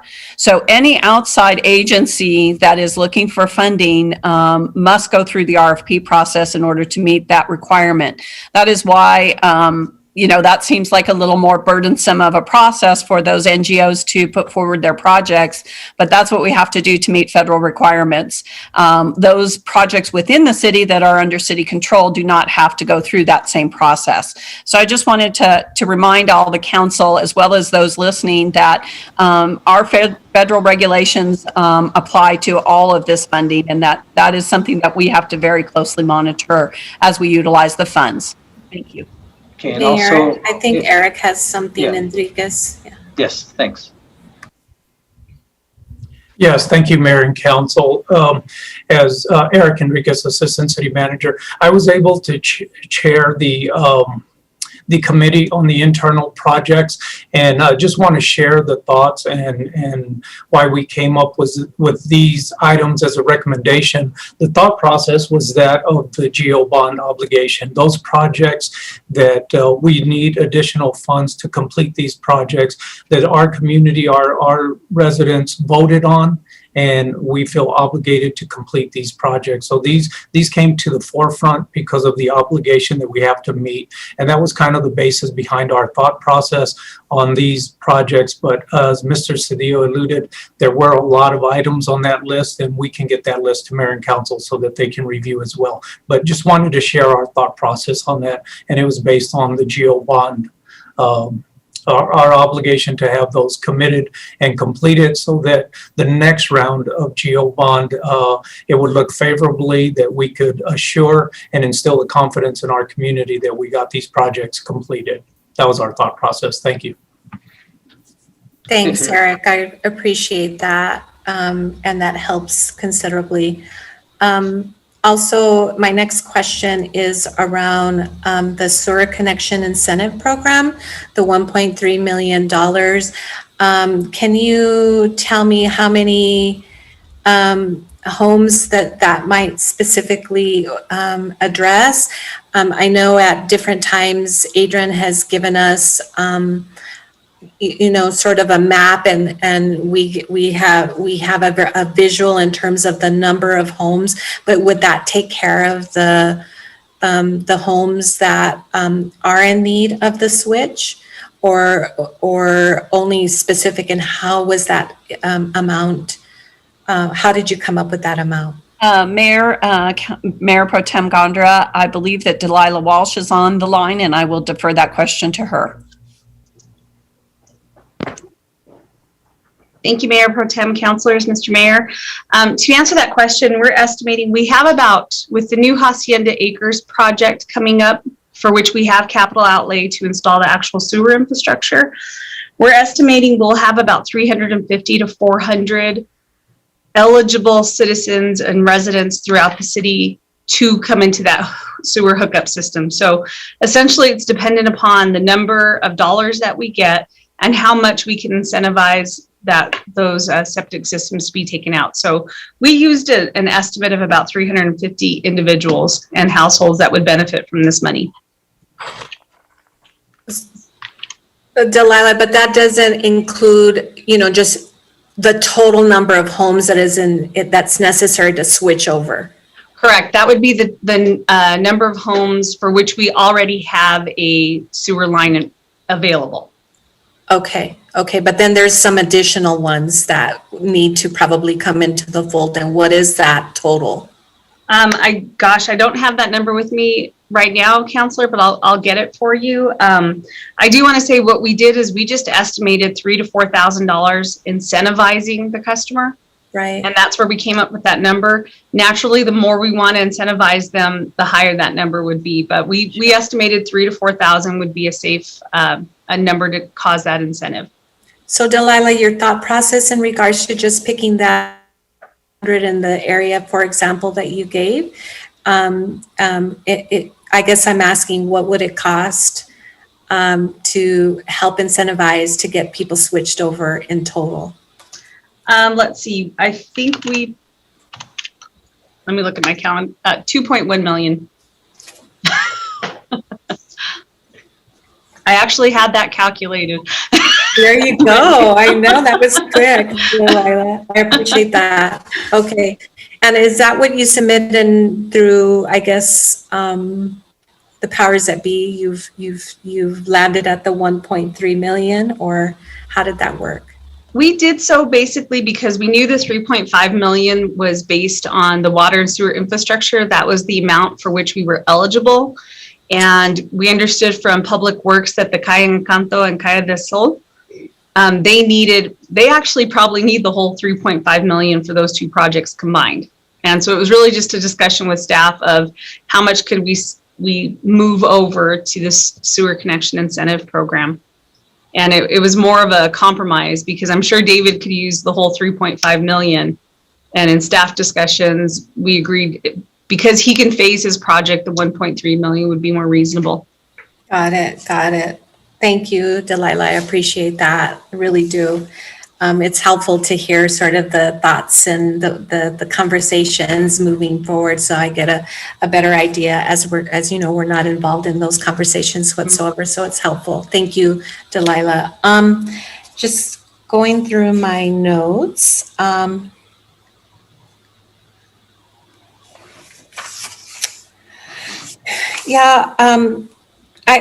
did have a question about economic development and the process that you went through, Amy and Dr. Martinez, in terms of picking out. I didn't hear a lot of detail in terms of specifics, but what I did gather was a lot of money given for technical assistance projects, or some that are related to BizSprint.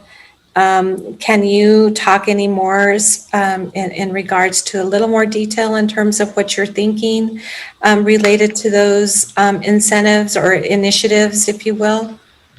Thank you. Yes. Mayor. I'm sorry. I was going to defer to Griselda, Dr. Martinez. So go ahead, Dr. Martinez. I'm sorry, Amy. Mayor Pro Tem, Mayor and City Council members. Mayor Pro Tem, the initiatives that we have compiled include a variety of options. All of them I would recommend to be connected in some way to increase capacities among our community. And that's why technical assistance was a big highlight of what I mentioned before.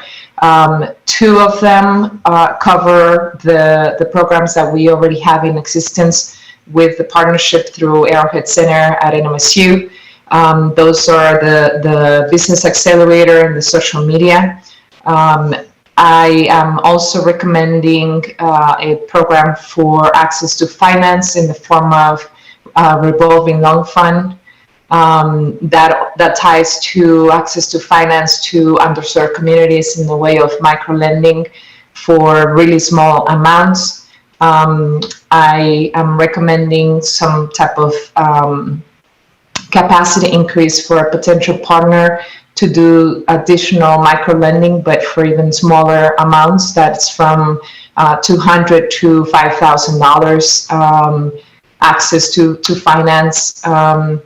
We are also considering some specific strategies that combines revitalization and business support for El Paseo Solano corridor.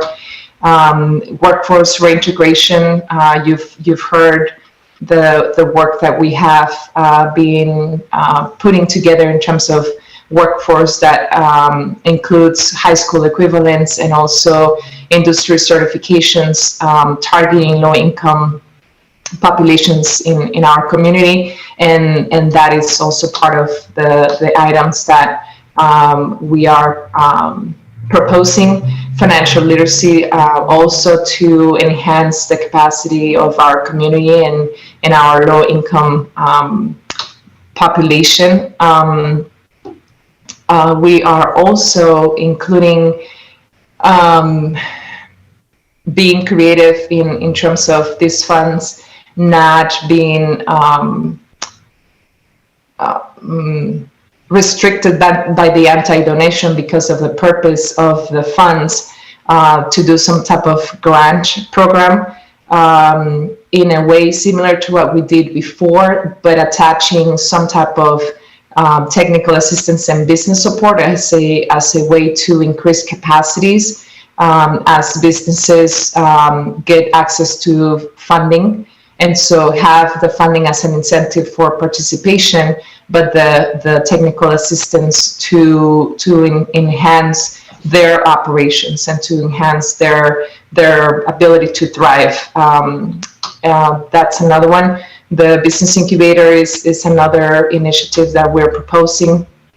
Another one is something we're calling retail and restaurant shutter program, and that would be targeting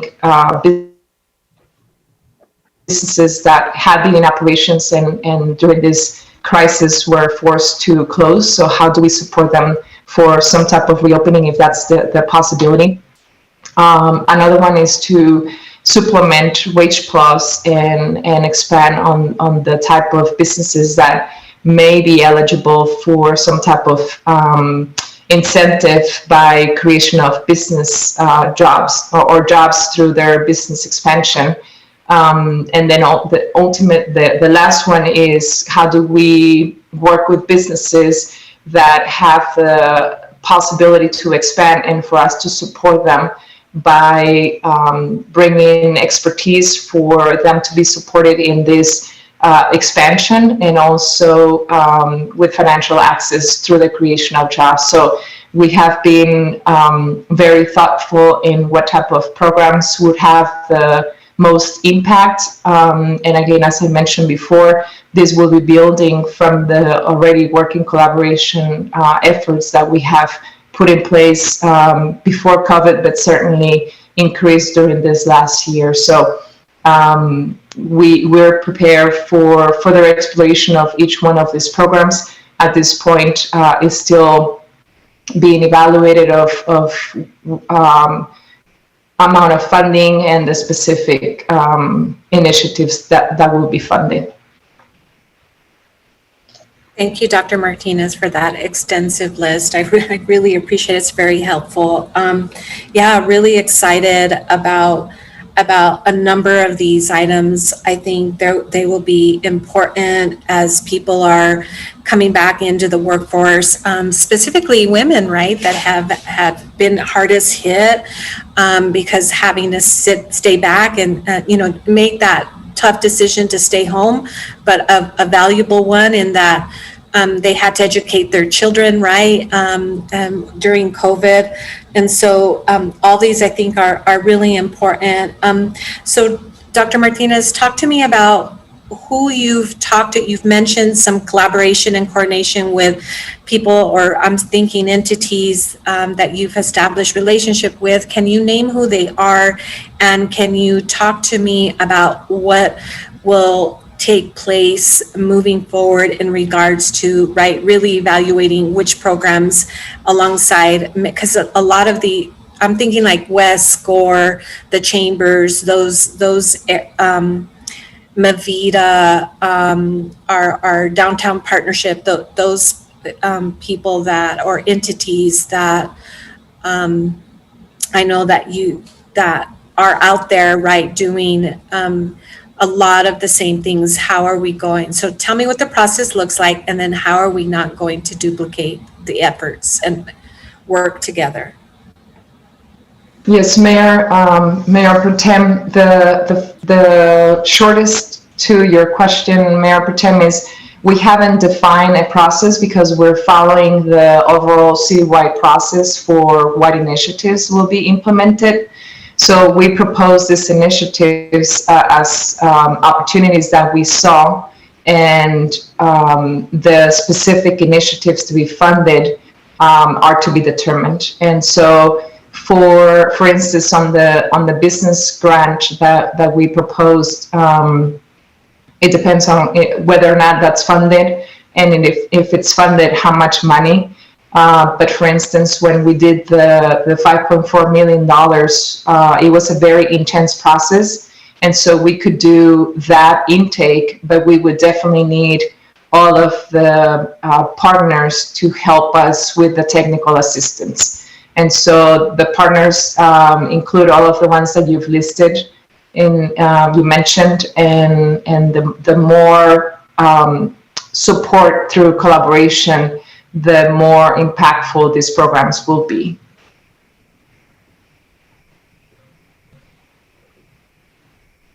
Mayor Potem, I believe your mic is muted. Thank you. Thank you, Dr. Martinez. Much appreciated. I just want to make sure that as the city staff, that you're coordinating, collaborating with all those entities that I've mentioned and any others that I haven't. I think it's important that we ask those questions in terms of their thoughts moving forward. I mean, they're all in the business of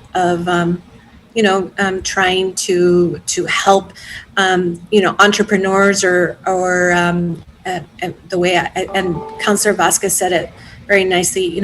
We all agree, I think, on council, or a lot of us, on building individual wealth and what does that look like. And we've had numerous presentations around that. And so I just want to make sure that we're all inclusive, that we're coordinating and collaborating.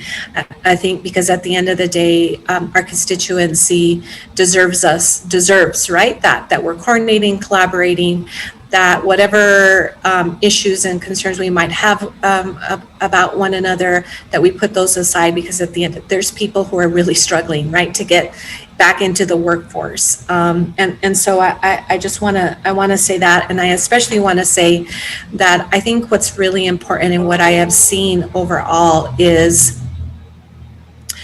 and I don't see this, is when you talk about technical assistance, I think the importance of capacity building. There's a lot of training that's out there that I think we could, bring to our community that helps build that better, really. And I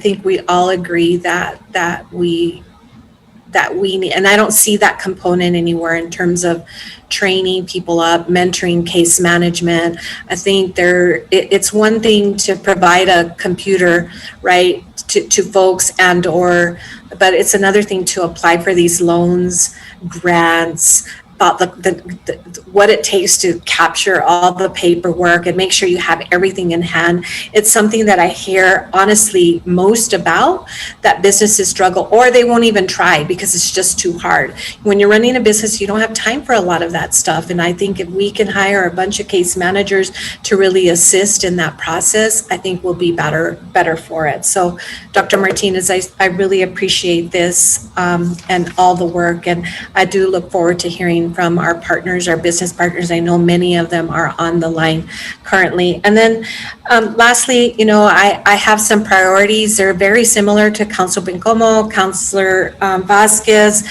and for sure, my number one priority is around supportive housing. I think we are, you hear addiction rates, so many folks with their mental health, mental illness that have had to be admitted into the hospital and get stabilized, only to come out homeless with no real place to go. And every day I get countless emails and phone calls. We've solved some of those problems in our housing sector that I know Natalie Green sits on through Resilience Leaders. And so I definitely would like to see some of this funding go to supportive housing to very specifically address, and I know Mayor will read off some public comment, but Los Amigos, Soltera Home, housing at the Royal Crossing. I think those are so important. And again, housing that really specifically addresses our disabled population and our elderly. I haven't heard very much about our elderly or senior services. And I just want to make sure that they're have a seat at the table, that our seniors are being addressed very specifically. Not sure that I haven't I guess I haven't heard very specifically. I want to make sure that our seniors aren't forgotten because they're probably one of the harder hits, especially our lower income, especially those that fall within the bracket of, you know, I make too much money to be able to partake in some of these services, but not enough that, you know, I'm not even in the middle range. And so the other is broadband. I haven't heard anything. I think this is really important. And of course, not to duplicate, but there's plenty of places, very specifically with maps that I've seen where broadband is just atrocious or very limited. And so I feel like we really need to spend the time, and I'm happy to hear that, you know, that Scott Marr is on this county group, and maybe is a time to talk about what Scott's plans are very specifically related to broadband, and not only the way we're going to use the state funding, because it sounds like those counties that are more organized and ready to go are going to receive that funding first, if you will. But I think there's so many other areas in our community that really could use the lifting up, right, of the funding to lift up those services and make them more seamless. So Scott, I don't know if you're on the line and if you want to take an opportunity to talk very specifically about that. Sure. Good afternoon, Mayor and Council, Mayor Pro Tem. This is Scott Marr, Information Technology Director. I've been privileged the last few months to sit on the Doñana County Broadband Committee as a member of that committee. It's organized with a series of stakeholders, which obviously includes the county, which is chairing that particular function. Myself, Griselda was mentioned earlier, economic development. We have several members from the state, from the Office of IT do it, and their new Office of Broadband that they're launching.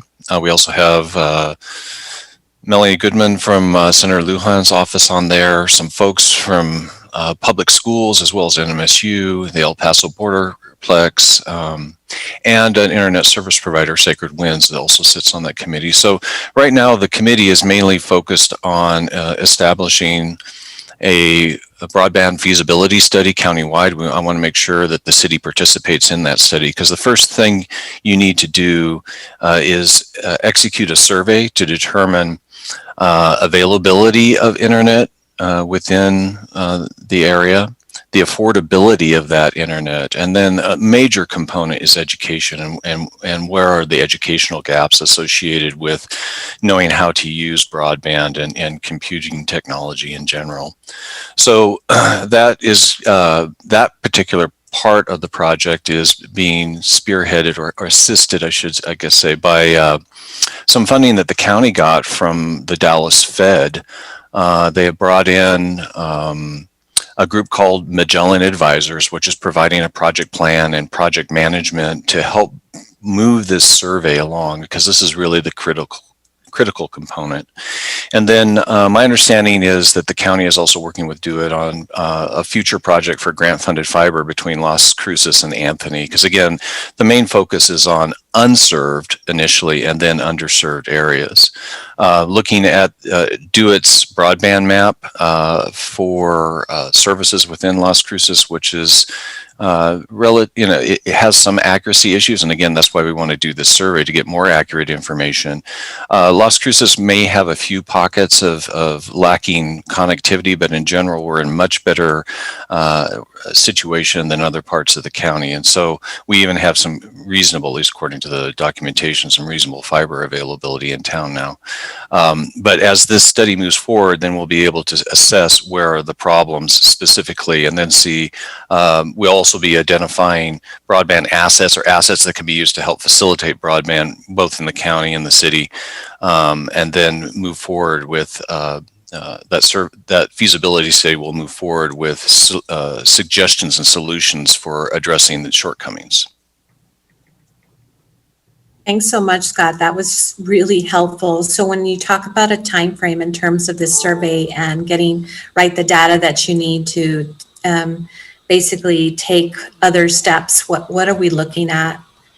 I don't have a timeline right now. I know this is in development, and I haven't seen a timeline for when the survey will go out. I know we have a draft survey that I actually also provided some input on that in terms of some information that we got from our consultant a few years back when we were looking into this issue. So at the moment, I know we have a draft, but I'm not quite sure where it is in terms of execution. Obviously, one of the challenges associated with that survey is it can't just be online, right? Because it's kind of a chicken and the egg problem. So, you know, I want to have discussions as that moves forward about how the city can also make that available through mail, postal mail and so forth, maybe in you know, utility bill or whatever. But the survey has to be finalized before that part will move forward. Yeah, I appreciate that, and you know, mentioning the mapping or the surveying that Do It has completed, and some of the inaccuracies, important to know.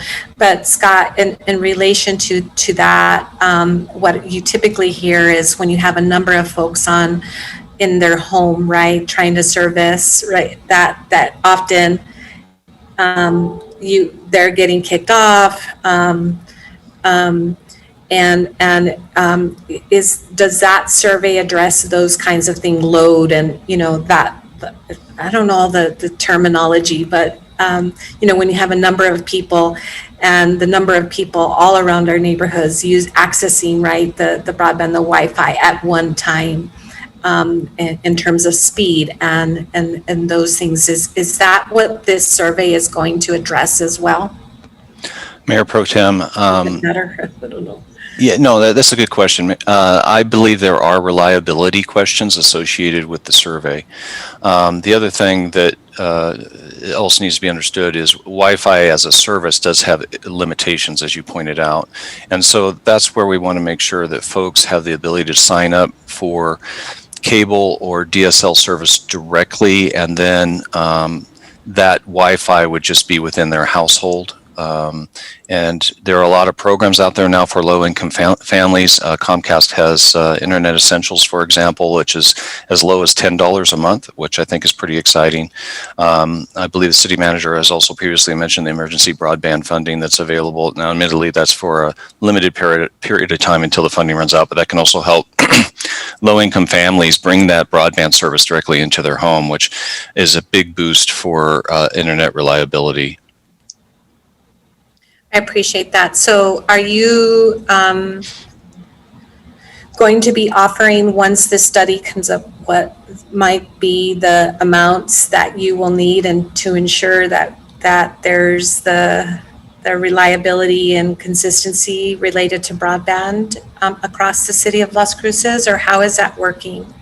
So the feasibility study should identify potential plans and costs associated with that. But again, since we are tied to anti-donation, most likely, and I don't know for sure because obviously we have to go through the process, but it'd be my assumption that this study will come up with ideas for providing what's called middle mile fiber. In other words, part of the struggle for internet service providers coming into the community is the infrastructure required to meet, for them to connect, and then the infrastructure to connect to their customers. And so in between those two is what they call middle mile fiber. And that's something where what we're seeing with the funding that's coming out from the federal government over the last several years, and of course, moving forward with more focus on this in the future, most municipalities will be working on trying to provide that middle mile segment, and then lease that, make it available for a fair market value to internet service providers, who would then, in order to use that infrastructure, would commit to providing services within a given neighborhood or community. So I think that's how. Yeah, so once you get that the survey results, will you be offering up what this might cost to the city and start looking at places that we will need to update our fiber. And could use this money for that around the capital outlay infrastructure component. I will certainly make that information available. I don't know if it's going to have costs associated with it. It may. At this point, I really don't know what's going to be in the feasibility study. I've seen draft proposals before, but every community is unique. And like I mentioned, we're under the auspices of anti-donation, which also makes it a bit more unique. So some, I've seen feasibility studies where, for example, the municipality also owned the electric utility, right? So they were able to leverage that as an asset to bring in fiber, which we don't have. It'll be interesting to see what is actually in the feasibility study once it comes out. At this point, I can't say because I don't know. Thank you, Scott. Mayor Pro Tem, County Manager Macias would like to make a few comments on the study and the programs they're doing. County Manager Macias, if you'd like to comment. Thank you again, Mayor and City Council. Fernando Macias, County Manager. Just to alert you that the feasibility study, at least the parameters and the outline of it, we're anticipating should be ready by mid-July, and we're anticipating that the assessment itself would be approximately a 4-month period of time. I would just appeal to everyone to be just a little bit patient. There's a lot of stakeholders involved.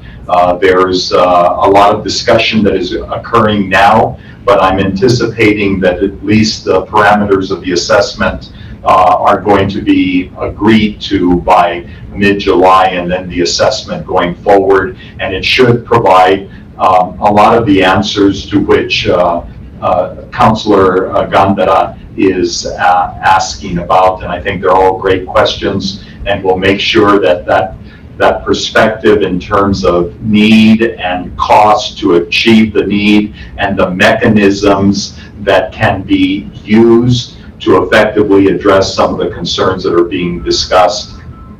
According to the initial information, and there is a press release that will be going out today to the media related to this joint effort, it suggests that the underutilization within the city is approximately at about 22%, but in the southern part of the county, it's approximately 44%, and north of Las Cruces, it's about 44% underserved populations. And I believe that this joint effort will be giving our local governments mechanisms and costs associated with being able to provide enhanced services to individuals throughout the county. Thank you. Thanks, Judge. I really appreciate that information and look forward to hearing more about this as you put this together. And then, for me, lastly, again, I think it's important that this funding really specifically addresses the survival, services, which are 5 housing, transportation, medical, dental care, behavioral care. I think it's really important that we focus our time and attention, and which leads me into the universal pay or income. I think those are all very important as we move forward, trying to get our folks back into the workforce, and trusting that they can get back to the workforce, feeling like it's a safe, there's safety in there, but so many are struggling, and I hear every day, how difficult it's been for their family. And then lastly, I think it's important that we consider funding community in the schools. So we have 4 now. 1 will be coming on board, which is Alameda Elementary, but I think there are others that would like to participate, but there isn't any funding very specifically. And I know Mayor will be reading a public comment specifically addressing that from a couple of folks related to a constituent and the coordinator for a community in the schools. And as you know, they do an excellent job of following the continuous quality improvement process. They're assessing and the schools and really trying to integrate those survival and thriving services that are so important in building healthy communities. And so I would plead with my fellow counselors in hopes that we could provide further funding to add more community in the schools. And with that, Mayor, those are all my comments. Thank you. Before we get to Councilor Flores, I have two questions I need to ask Amy. So Amy, I heard Scott mention something about the anti-donation clause. Is that your opinion that this money also has to abide by the anti-donation clause? Mayor, no, it does not. This is federal funding and the anti-donation does not apply. Now, if we merge it with state money or local money, then yes, the anti-donation would apply. Just as if we put federal money with one of our state or local funding sources, it becomes federal money. So we have to be careful of that, but this money specifically is not anti-donation restricted. I would defer to Jennifer to confirm that, but as far as I've understood, it is not. I would concur with you. The second question. Me too, Mayor, The second question is, are all the NGOs that you feel we're going to want to apply all on the call today? Mayor, I am not sure of that. That list was generated by Community Development and Economic Development. And so I am sure, like any other RFP process, it will be put out to the public so that any one that is eligible could apply for it. And I believe that there's a couple categories of individuals, or not individuals, but organizations that can apply. And I would defer to Natalie to look at the draft she's already started of the RFP to give you that information. Okay, so these NGOs are going to have to apply for the funding. Right. It is an RFP process. Yeah, and so I guess what I'm trying to get at, Mayor Pro Tem, is I wasn't planning on taking public comment, because I think that gives an unfair advantage to those that haven't applied yet. I just think that we need to have that work session so that we can discuss who, the various proposals. I would think, I don't know how. I guess what I'm trying to say is I need to get a little bit more understanding on how this process is going to work, because I don't want to, if they're going to go out to apply for this funding, I think all of them have to talk, and then just a few. So that's what I'm trying to get at. So that I already sent something to Net so we can try to get this thing resolved the next time, because this I know there's some that are on here, some that aren't on here, and I don't think that's fair to everyone. Sure, so. I understand. I just didn't know how you wanted for constituents, right, to give input about how this ARPA funding is going to be used. And I was just telling people, send their comments to you and Christine Rivera to be read at public comment. Now, so it may not be necessarily nonprofits, but it's a combination probably of several different people. If it's generic and something that doesn't point to one particular organization, okay, that's fine. But okay, so I wondered how these were coming in, these emails. So you told them, okay, good. Thank you, Mayor. We were also not sure how this would progress today, so we wanted to make sure that anybody who might have an interest in it would have the opportunity to be available. So we were also not really clear on how this would progress through the day. So thank you for your direction. Yeah, sure. Councilor Flores.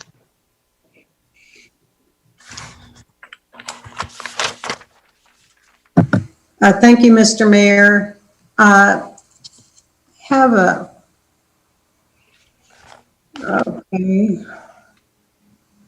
Okay. So I have a lot of comments, maybe some questions. Amy, when you went through what you were saying that that there are premium negative economic income entities. You said in hospitality, one was Visit Las Cruces and the other one was something else. and that one receives $10.4 million. Yes, ma'am. Mayor, Councilor Flores. So under addressing the negative economic impacts, that particular category covers a number of things, including providing assistance to individuals and businesses, providing for public sector to rehire and build capacity, for providing assistance to those who are most disproportionately affected by the COVID crisis. And so who would these people be? So that's one of the things, reasons why we ended up deciding to go with an RFP process, because we're not specialists in that area. And we also don't have the capacity to directly administer these assistance programs. Okay. We have a variety of, and I'm sorry, go ahead. Yeah, I'm sorry for interrupting, but I just don't want to get off. My question is focused on number one, that 10.4, how, you know, and there's just, I have a lot of questions about the process. And thank you so much, Amy and staff, for, you know, getting all this together for us. And I appreciate the fact that all of you have worked very hard. It's very obvious, it's very apparent that you've worked very hard. Me, on the other hand, this is the first time I've seen it. So because of that, I don't have that advantage that you all have had. And I don't have the expertise that you all have had. So I totally believe, I entirely believe that we can't push this too fast, only because a lot of us have had a lot of comments. There's still, I think, a counselor or two who hasn't been able to speak or ask questions or comment. So, so this community and economic development initiatives, 10.4, the city, an attorney, especially an attorney, can say that it means a certain thing. Mm-hmm. But we don't know exactly what areas we can focus on to access that 10.4, because that's community and economic development initiatives. That to me is very vague. And that may be very specific to your world or the world of Dr. Martinez and Dr. Payares, or the world of, you know, city administration. But I think this is all new to all of us, because we've never had an ARPA before in our lives, anybody, not in my lifetime. And so I think that, and I'm not saying that you are, but I'm certainly grappling in the dark. And so I don't think that we can, and yes, there are a lot of urgent measures that we should take, but, you know, Rome wasn't built in a day. And I don't think that we have sufficient information. We need at least 2 more work sessions. And as someone else has pointed out, we don't have the entire community that would be accessing or attempting to access these funds. So, okay, so that would be the economic development initiative. So what I would ask for another work session on this, I would like a clear definition of those, you know, of what that really means. And all the exception, excuse me, all the areas, I mean, and I think it was Councilor Vasquez who said, well, you know, how did you look at these, or how did you approach these, or how did you decide on these certain areas to focus on to distribute funds? And so in order for me to make an intelligent decision as to approving what you submit to us, I need to have a clear, very clear, I mean, you've done a beautiful job. This is your recommendation.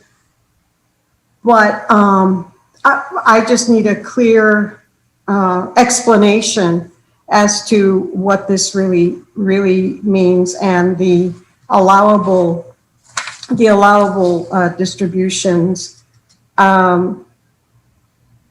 Okay, and then yeah, it just, and then in your first, in the beginning, in the allowable use. So I don't know what slide that was, but in allowable uses, one was public health support response. Number 2 was replace something else. Yes, ma'am. So this Okay. is the slide, Mayor, What does that Councilor mean? Flores. What does public sector revenue loss mean? Is that government?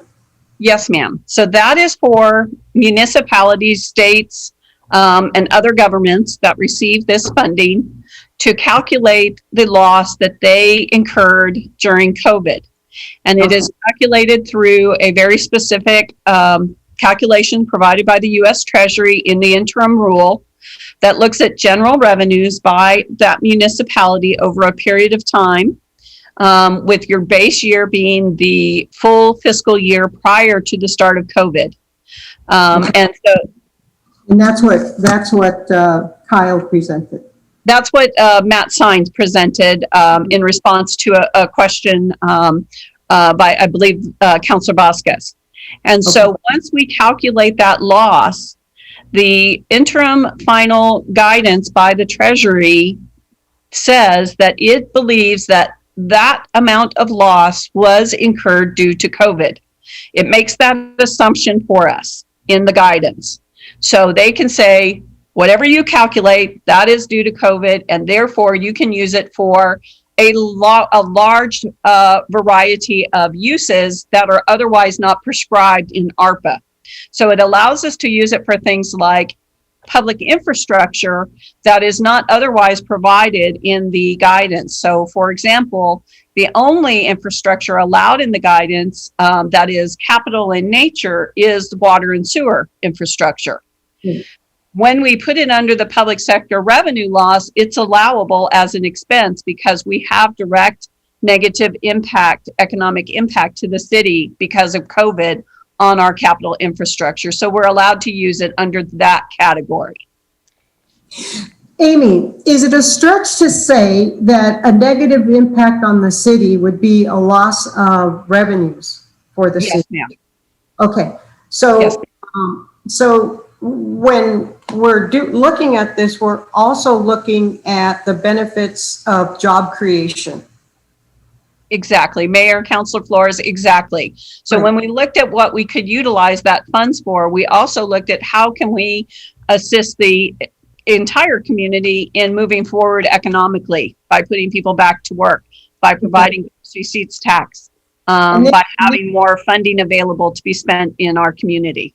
Correct. I mean, thank you. I was thinking along those lines. Thank you. And then insofar as some of the services that the city provides, I believe we sometimes contract out to private businesses. Yes, am I correct about? Yeah. So, because I'm looking at the whole picture here, and I want to make sure that what we're doing, and it would help. Well, what we're doing here is we're basically, the city council is going to give you, the city administration, the power to be the fiscal agent in the distribution of these funds. But we have that,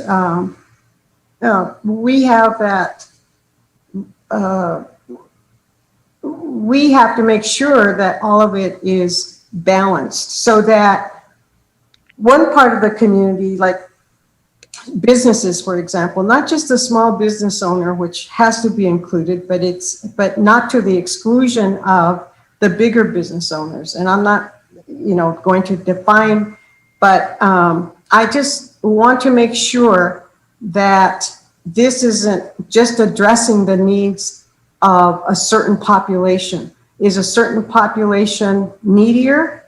Absolutely. Is it fair to exclude other populations, business owners, businesses that have suffered so much from this pandemic, pandemic, from COVID? So I just, and so I have to see exactly, I would really like an explanation of what the administration, city employees, staff, and directors have done in really addressing all businesses, all our populations in the city to bring everybody up. Because even the big local business owners, I can't name any of them, I won't, but they've suffered a lot too. Even though we think, oh yeah, they're like maybe one of the richest people in the state of New Mexico or whatever. But whatever someone's subjective relative circumstances is something that we have to be cautious, I say cautious, to not appear to be just looking at different things. So, and then one of the allowable allocations is a premium pay for essential workers, and they are outlined as public health, lower income worker, and then there's a guideline that it may not exceed, or you said may not exceed 100% average annual wage occupation of Right. occupation. Is the language may or shall? Because may is allowable to exceed that, but shall is mandatory. Thank you, Mayor Councilor Flores. I will have my staff check on what exactly whether it's may or should. But it's 150 of the annual wage per that occupation. Right. It is for public service employees. So it is geared towards the city employees, municipal employees. And it's to the extent that their services are devoted to mitigating the responses to COVID, or that they were identified as essential workers that had to physically be at their jobs during COVID. And they emphasize that it should prioritize lower income workers. And I will get back to you on whether it's may or should on the 150% average.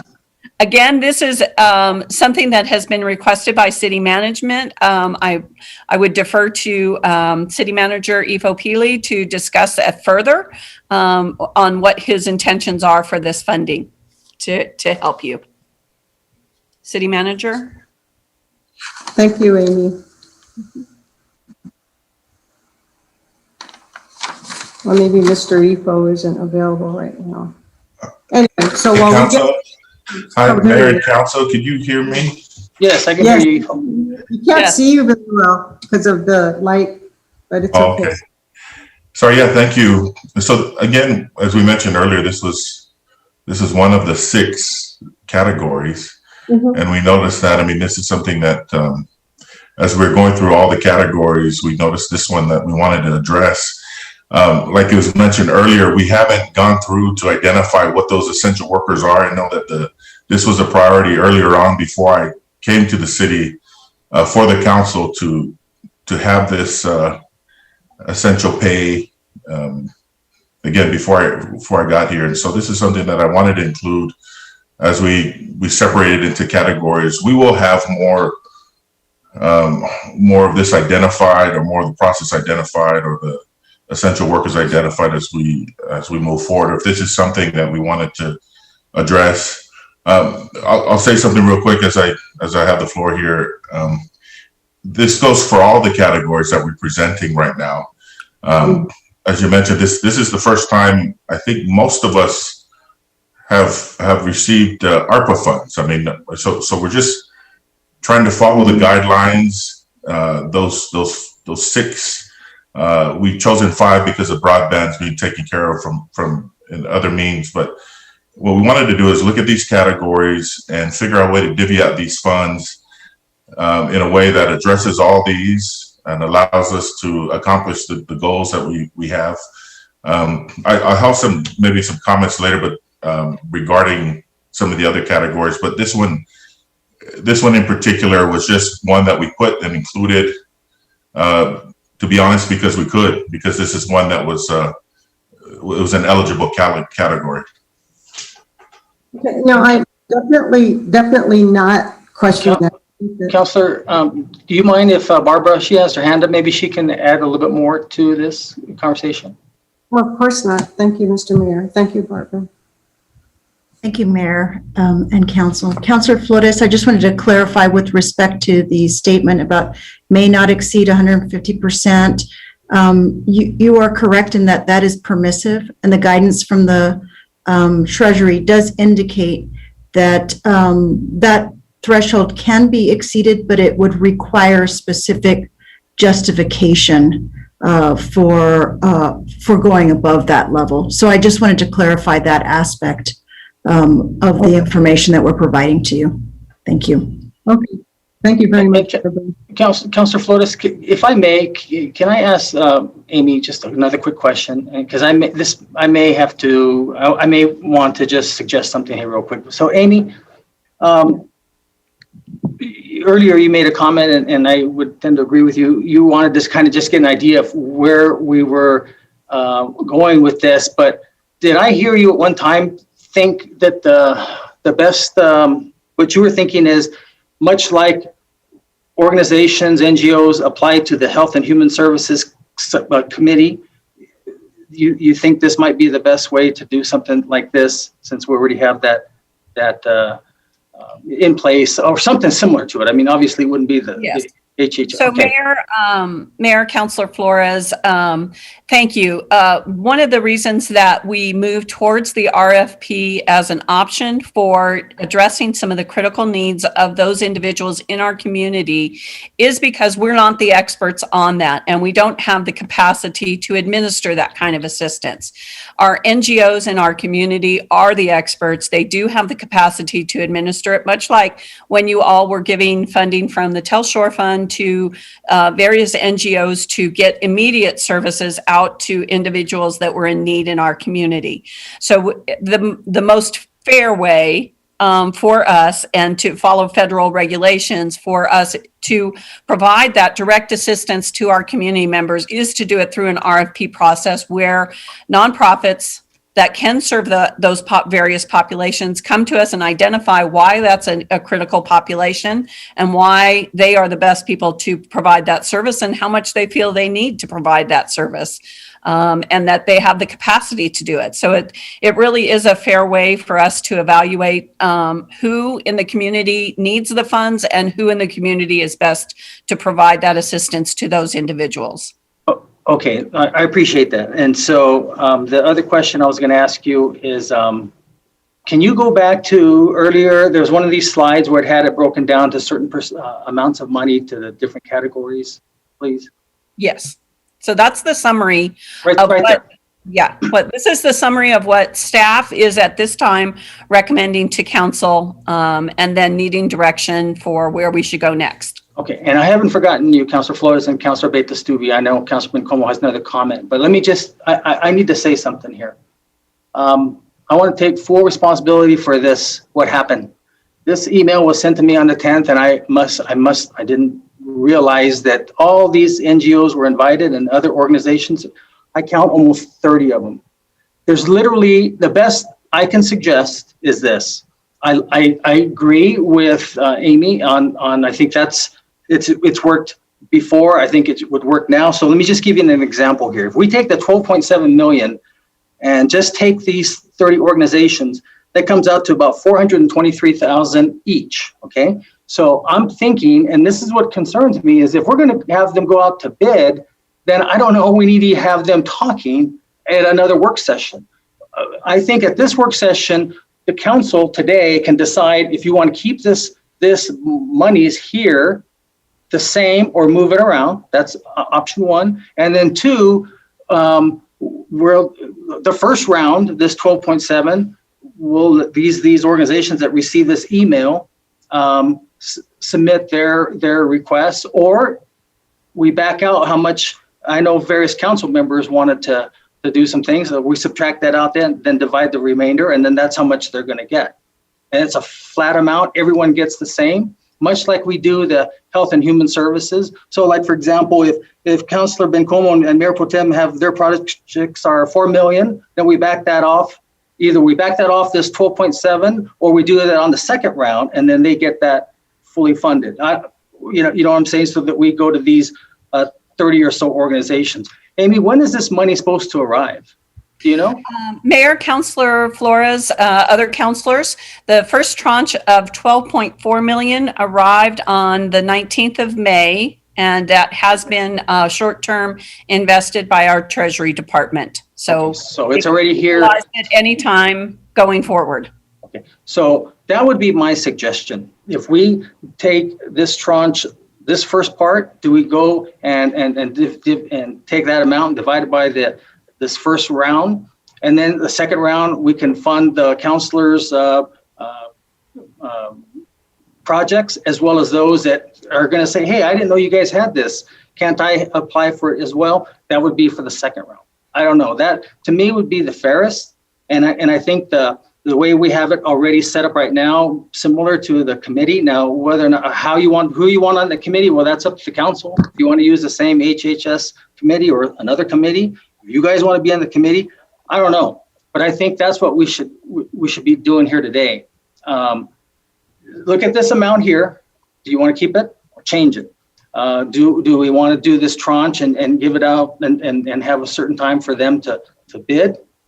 Or, it's kind of just the things that would be my suggestion, and how we can do that a little bit more easier and fair in a way to do that. So anyways, I just wanted to point that out and give that as an option. So Councilor Flores is the floor, and I apologize, and thank you for letting me take some. Mayor, if I may, just real quickly, thank you for that option for us. I just want to reiterate that because this is federal funding, even under council direct, projects that they might have, if it is going to an outside agency of any kind, we would have to go through an RFP process to meet our purchasing guidelines, because this is federal funding. They can't designate council cannot designate an organization to receive it directly.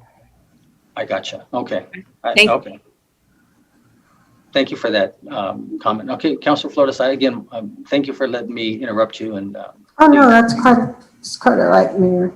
And thank you, Amy, so much for your explanation. So I don't know if I already asked this question. The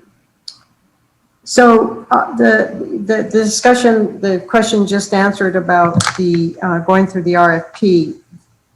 Do I understand it correctly to mean that the all NGOs or nonprofits coming to the city for these funds will have to go through an RFP process? Yes, ma'am. Oh, wow. Okay. That means not only our federal regulations, but also allows for a fair playing field for all organizations to have the opportunity to participate. Great. Okay, that's a good clarification. Thank you. And I don't know if I already asked this. So in the capital infrastructure allocations list, the $429,000 for the pool, the animal service center, $432,000, the East Mesa recreational fields, $2 million. And that, of course, is due to money that has to be made available, or was this money is as a result of the higher contract costs that went out in the building establishing of these facilities. Is that correct? So Mayor, Councilor Flores, there are two things that are impacting all of our construction projects at this time. One is that so many businesses were closed during COVID, and that delayed some of those projects getting ready to go out to RFP, causing for higher cost. Obviously, every year that we delay putting out a project, the costs go up. But then there was an additional approximately 24% increase on all projects across the board due to labor and materials shortages that will continue to escalate as time goes on. And that is why these are proposed in the first tranche.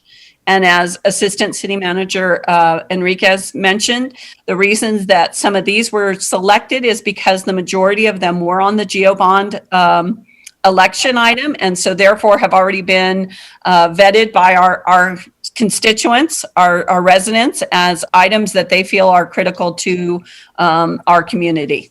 And so that's why the particular ones that are under GEO bond were selected as the highest priority. Thank you so much, because I feel very strongly about everything that we've already voted on these things, and this is what our public is expecting.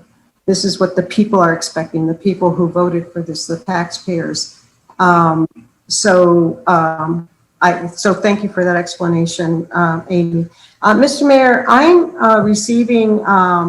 receiving texts from constituents and or residents in the city and constituents, and they're clamoring for public input. Can you make an announcement as to when you will allow public input on this issue, or public input?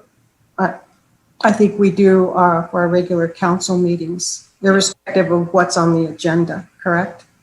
Well, yeah, normally, Councilor, public input is reserved for city council meetings, not necessarily work sessions, unless there's a specific item.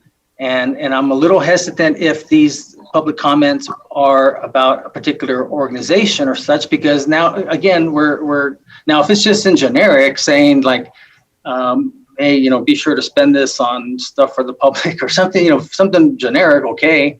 But I would prefer if it's, again, if it's something there that's going to go out to committee, and it all depends on what council wants to do here, because I think the way, and again, I take full responsibility for this, because this is just very, I think it could have been structured a little bit different. And I think we can decide if this is the right here, if that's the amount of money you want to allocate to those areas, okay. And then what do we do with the 30 or so organizations that received an email to be on today's call? I think that, and I think we need to come up with a certain amount that we do the first tranche, and it's a level amount. Nobody gets more, nobody gets less. And just like we do on the HHS committee. And then on the second one, then we can, after we get the first one done, now we can start working on the second one, so that, because there's a lot of good suggestions out there. But that's just me. I'm just trying to expedite this, but also be fair to those that received the email. But Mr. Mayor, this is a work session. We don't vote on anything at works. Well, no, we're not voting. I'm just saying, the consensus would be, is this the amount of money you want to do this? How much do you want to allocate? And then staff will come up with whatever it is that they need to do to make sure that that's done. If that has to be done in a resolution, then they'll bring one forward. And then also, see, right now, as you correctly mentioned, or Amy, we've never had this type of funding before. So how are we going to do that? Are we going to follow the same procedure that we do with the Health and Human Services Committee, which I think is a good process? We know the process, we know how it works. A lot of these NGOs know how it works. This is just like an additional round for them, so to speak. You know what I'm saying? So they know how it works and the process. So why reinvent something and maybe go that way? But Natalie just jumped on. Can we hear from her real quick? Mr. Mayor, before Natalie, I just have to say, are you saying then that we are to give staff a directive today, city administration, a directive? Yeah, exactly. That's my understanding. After seeing this amount here, it's not set in stone. You brought up a question about the paid essential workers. Do you want to reduce that? Do you want to make it higher? Yeah, I mean, this is just a starting point, so to speak. Well, yeah, the directive from my point of view would be that we need an explanation as to how this would break down. I mean, just to have a 10.4 community economic development initiatives, there's no meat there. I mean, it's a nice description, and I'm sure that they, did a lot of brainstorming or a lot of thinking.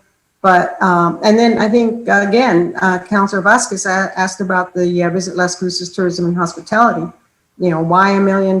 So, and it isn't so much why $1 million, why 10.4, why 6.9, why 2.0 million? It's really I need to understand exactly how those sums, those amounts came about. And so maybe a clear explanation would suffice. Can I send you the beginning video of David or Tony? Nice. It's gone. Okay, good. No, I'm just kidding. No, can we hear from Natalie real quick? Thank you, Mr. Mayor. Natalie Green for the record. Amy, can you just go back one slide to the RFP? So this is the slide that outlines the initial thoughts around the RFP process. Mr. Mayor, you are correct that it does model our public service programming. This one in particular is modeled after our CDBG program. That one is specific to federal funding. In this case, it will include not only our NGOs for direct public assistance for low to moderate income individuals or disproportionately impacted individuals, it will also be an RFP for our economic development department and our economic development partners. So as a whole, the committee will be made up by staff who does not have a conflict. So again, that's going to be the city manager's office, the housing staff, community development, grants, budget, and finance. We could incorporate, if it's council's will, the chair of some of the committees, like you identified, the Health and Human Services Advisory Committee. We will be ready to bring that RFP for initial review at the August 9th work session, if that's council's desire. And at that time, we can outline some of the specific programming that the RFP would address. And if it's council's desire, we can model the public input process similar to our CDBG program. When we allocate our CDBG dollars, we do an initial public input process for community members to identify priority areas for just the $10.4 million. So the community can identify programs in those general terms, such as housing, food insecurity, income support, small business assistance. And then when we write the RFP, we'll include those adopted priorities, and those will have a higher weighted system than as part of the scoring matrix. But again, we're open to council's direction on those items. Okay, so Councilor Flores, I don't know if you, okay, so like, for example, on the Health and Human Services, how many, and Natalie, help me out on this, or Amy, so how many usually gets awarded, like 10? 10 organizations? 5? Mr. Mayor, this year it was 16, and that was for $400,000. Okay, and how many applied? 16. So 16 all applied and 16 got it. Okay, but in the past years, it used to be a lesser amount, even though we had more applying, correct? We've had anywhere from 10 to 20 apply, and then anywhere from 10 to 15 get funded.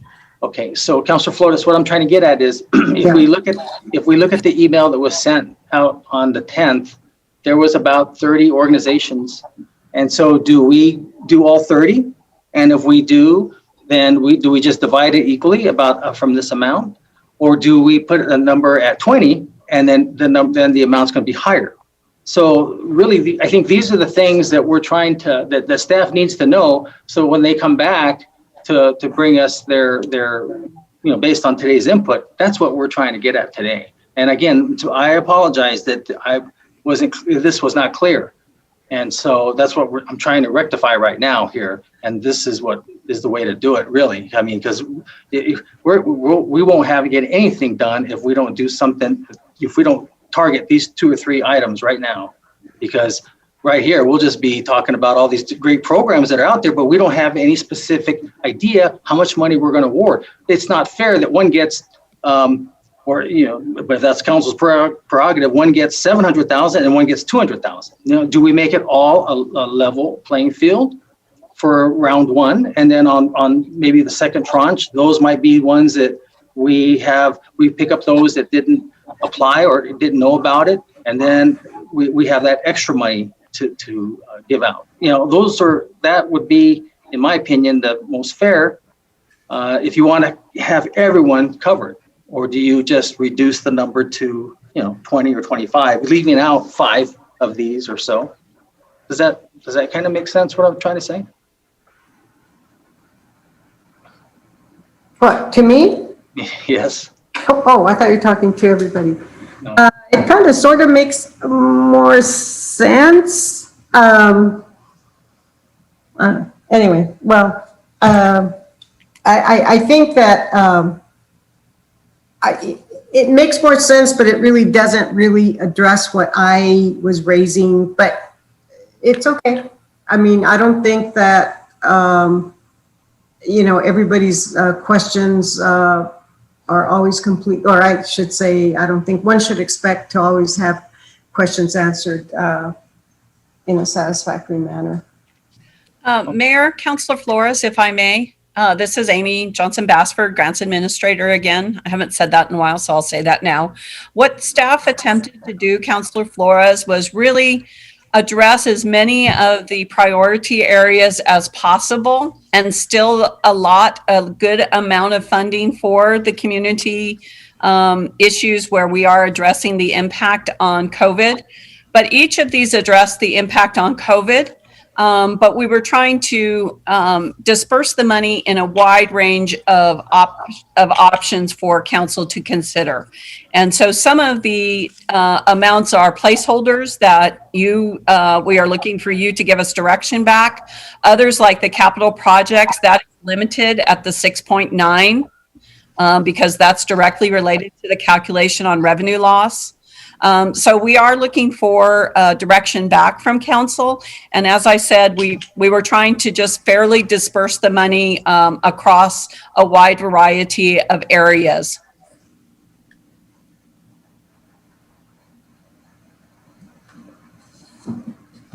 If that helps at all. Actually, I think it doesn't, Amy, and it has to do with the fact that I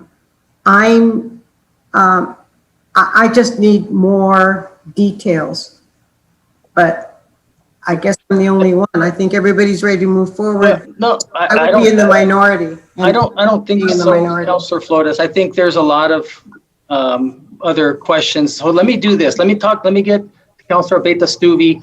Then that's gone through, and I know Councilor Bencomo and Councilor Gondara and Vasquez want to say something, but I would prefer to hear from Councilor Beta Stuvey, and then go back, circle back, and then let me try to rectify this. So Councilor Beta Stuvey, you've got the floor.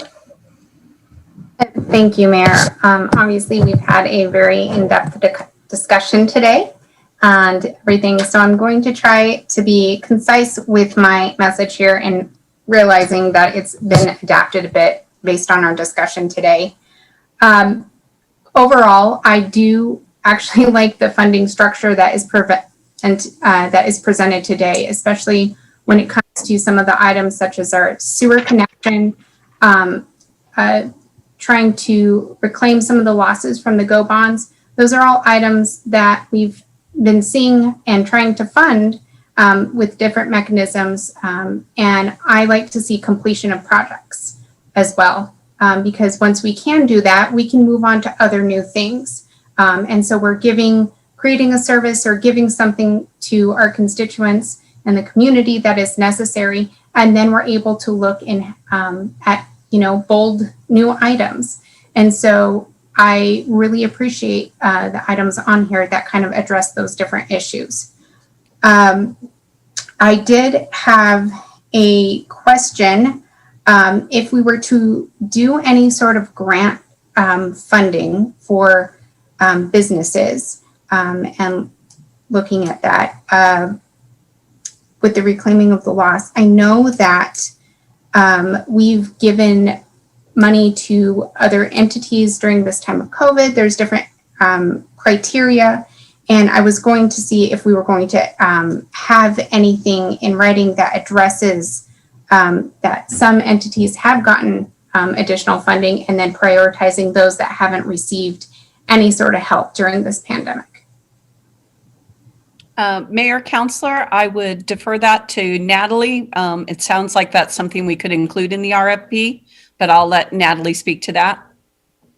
Mr. Mayor, Councilor Stuvey, staff's thought behind the RFP process is that it allows the city to be strategic about picking the best programming for the best community impact. So I do want to say that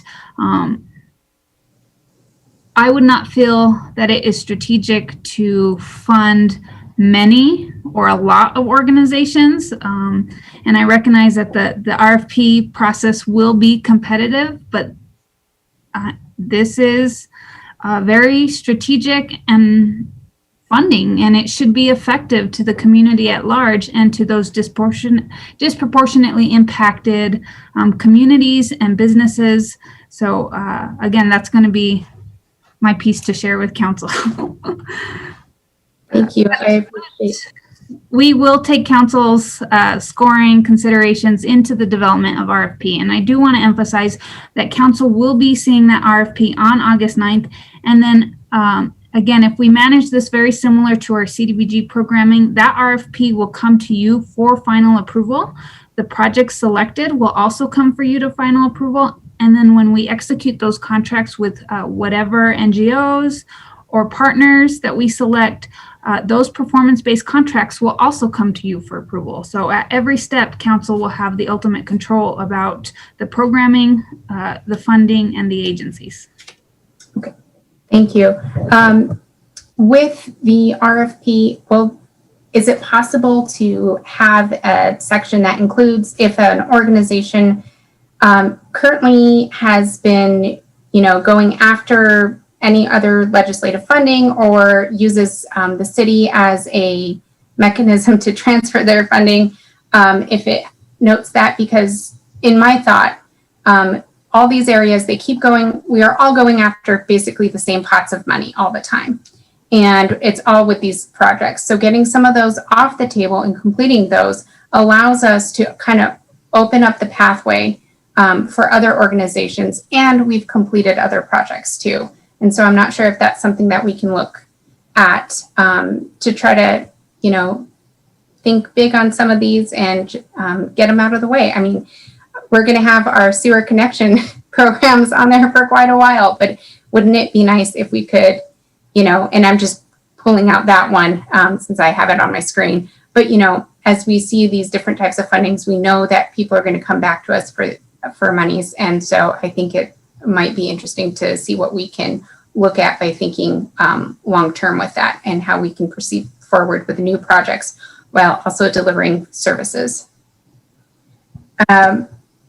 With that in mind, I think that is, I'm just going over my notes, but that's most of my comments for today. I think obviously the sections that we have here, I'm fine with. We probably need to tweak and obviously get to learn a little bit more of what certain initiatives are. I'm sure it sounds like not only for myself, but for maybe other council members, it might be helpful to really have a line item of what does, tourism and hospitality look like, and see where it's going to go and what it will do to improve.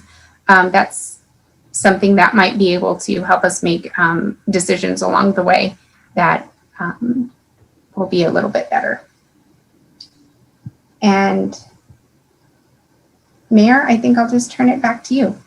Okay, Councilor, before I do, can I just ask you a question? Okay, so let's just say that 30 of these organizations receive this email to be on today's call. Mm-hmm. How do you feel that we should divvy up the first tranche? Should we just take the 12.4, divide that by 30, and that's a set amount that each one gets, so that when they go and apply for their funding, or what? Well, I would like to know what types of projects it's going to be used for. If they got that money, would it fully fund and complete a project, or would it be the start of something? Well, and that's what they'll include in their grant proposal. But so I would give priority to projects that were completed, that this money would be completion. And I honestly would rather go with a smaller amount and complete than spread everything so thin that nobody can actually get what they truly want done, if that makes a little bit of sense.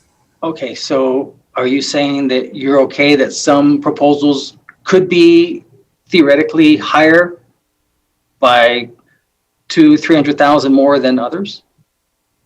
Yes. And it depends. I think part of the RFP proposal is how many is it going to serve? What is it going to do? What are the outcomes of it? Okay. All right. Thank you. Let's see who's next. Councilor Bencomo, I guess you have another question? I do, Mayor. I have a question and some comments. I think I'm going to go with my comments first just because they're top of my heart. This $24 million is unexpected money. This is not money that we thought we were going to get. So why would we allocate this money in a business as usual approach? Why wouldn't we allocate this money in a bold, strategic way that actually has a huge impact on our community? That we are thinking about the way we're spending this money creatively, that we're not scared about the way we're making this money and the kind of impact that we want to make with this kind of money, knowing that the Telshore Fund is still there to support NGOs that want to continue supporting our community members. I mean, taking this money and then thinning it up and cutting it up into pieces, it's actually, this is the perfect lesson between equality and equity. If we do it equally, I think it doesn't leverage these dollars as much as I think they should. If we do it equitably, I think it'll get at what Councilor Beitastubi was just saying in terms of outcomes and impact. And for me, I'm obviously not, yes, I'm going to continue pushing a guaranteed basic income, though I think there's a ton of support on this council for this because I think it is bold. I think it is creative, and I think it is important that we address the root causes of poverty at the root cause. And a guaranteed basic income program funded at $250,000 will not go as far as one that is funded at $2 million to actually get at a large number of people in our communities and actually make a giant impact in the way that we begin addressing poverty and legislating around poverty as a city and as a state, frankly. Additionally, I think if we get a project started like Casa de Peregrinos, who makes an enormous impact on our community, and all NGOs do, absolutely. Every single NGO in this community plays a huge part in ensuring that people's needs are met. But when I think about the impact that Casa de Peregrinos has on our community, it is tremendous. And for us to have gotten something started with him and in this expansion, and then not be able to back it up with these kinds of funds, I think would be a tragedy. I think it would be a disservice to our community to not provide Casa de Peregrinos with an additional $2 million to ensure that the project gets finished in a timely fashion and to the fullest of its potential. So that's what I'll say now. I really believe that we should approach this boldly, strategically, and with equity in mind, not just equality. And then I do want to come back to, oh, sure, go ahead. I was just going to say, I was going to ask you, so on this layout here, these amounts, this distribution, this, the 2 million, 6.9, 11.4, 3.5, and 1, how do you feel about that? Are you okay with those numbers? You want to? I am okay with these numbers as long as the numbers on this $10.4 million gets approached the way we approach the capital projects, right? Biggest impact, most bold, and most strategic. I don't think it should be cut up into $200,000 grants because I don't actually think we'll be leveraging or using these funds to the fullest of their potential.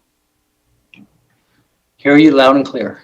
Thank you, Mayor. I do have a question for Amy, though. Amy, I'm curious, actually, speaking of these capital projects, and I know that you've already reiterated this like 10 times, and I hear you. I think I just want to come back to this, particularly because Casa de Peregrinos, I believe, is a capital project. And so I'm just curious about having them go through an RFP process when the expansion of their building is the city already has a stake in it, right? That land belongs to the city. I'm just curious about having them go, and I get like the GBI project's a little bit more nebulous. It's not a capital project, but I do think this expansion of this shelter to get at, food insecurity in our community. The city already has a stake in it. I'm curious why it can't be part of that capital projects, given that, they're sort of stuck right now, similarly as these projects, because they were unexpected costs, right, that rose in the construction. So I'll stop there, and I'm just curious about your thoughts on that. Thank you, Mayor, Councilor Bencomo. The Casa de Peregrinos project was discussed as a separate project that could be included in the capital projects, also as a separate project that could be pulled out in the negative economic impacts. Originally, the reason that the 6.9 million is geared towards city projects is because there are no alternative funding sources for that, such as the Telshore Fund. So we really wanted to focus on those items in the GEO bond and the transit facility that is in process to get those projects finished, because they have been around for a period of time, and the community is expecting them to be completed within a certain period of time as well. So that's why the Casa de Peregrinos was not included in the 6.9. That is the only area where we can do general funding of city projects, and that's why that focus went there. It was looked at as a separate project under the negative economic impacts due to the kinds of services that Casa de Peregrinos provides. And it was felt like there were so many initiatives coming to us, much like each of you are receiving a multitude of initiatives, that we felt like we needed to be fair to everyone and put them all in one pot and allow them to come up with the proposals at the amount they need, and for us to evaluate them strategically under the same criteria for everybody. And that's why it kind of got moved to finally being under the 10.4 million. I think most of us have looked at it with the perspective of, we want to give organizations the amounts that they need to get the projects done that they propose. And so we know that this will not go as far as everybody would like it to go. It's amazing how quickly $24.8 million goes. And the amount of initiatives that we received from all departments, from people in the community, was just overwhelming to really get it whittled down to this list for you all. But that's why it kind of didn't get called out separately. We recognize there is another funding source for that if necessary. Okay, that's very helpful, Amy. I guess my only, not pushback, gentle pushback, is that I feel that we are talking about other projects. These two projects, Guaranteed Basic Income and the Casa de Peregrinos, are specific. We've been talking about them. We know about them. And so I really do appreciate the diligence towards fairness and to ensuring that this is as inclusive as possible. Yet these two projects, I feel like, will make such a, we already know it will. They will make a tremendous impact on our community. Why wouldn't we think about right off the gate funding them when we know, I don't know who would fight us. I'm not funding Casa de Peregrinos, right? Like, who's gonna come tell us we shouldn't do that? And I feel like, to me, it just feels really important that, like I said, we're using this boldly, and I think those two projects are bold, and I think they'll make a huge impact. Mayor, Councilor Bencomo, it is certainly the council's prerogative to direct us to fund those outside, take something away from this list and fund those. For the Casa de Peregrinos, understand that could also be funded through the Telshore Fund because of the kind of services they provide. That is up to council to decide that as well. We are here for your direction, and we'll move forward based on the direction you all give us. Okay, that is helpful. Thank you so much, Amy. See, not pushback. We're just brainstorming out loud. Mayor, I guess I would like to suggest that we set aside, to go to RFP, $2.5 million for a Guaranteed Basic Income project, and potentially not $2 million for Casa de Peregrino, maybe half of that, since the rest could come out of the Telshore Fund. But I do want to make sure that we are funding Casa de Peregrinos to an amount that will go the furthest. And again, we'll have to hear from them specifically, and it doesn't have to happen right now. But that is the suggestion I would like to make. Okay, Counselor, thank you. Thank you, Mayor. Mayor, Counselor, Counselor Bencomo, can you identify where we'll take that funding from? Is it from the $10.4 million? Yes. Okay, thank you. Thank you. Okay, so Mayor Pro Tem. Mayor, I'd like to yield to my fellow Councilor Sorg, who hasn't said anything at this point, and then I'll go afterwards if that's okay with you. Sure. Yeah, okay. No problem. Councilor Sorg. Thank you, Mr. Mayor, and thank you, Mayor Pro Tem, and as well as all of the councilors and all of your suggestions. This is good. Like Councilor Bencomo says, a lot of brainstorming here going on. I just have a question and then I have a comment. The question is dealing with the funding.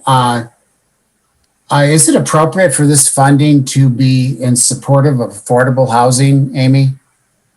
Mayor, Councilor Sorg, thank you for that question. Yes, affordable housing could be done with this.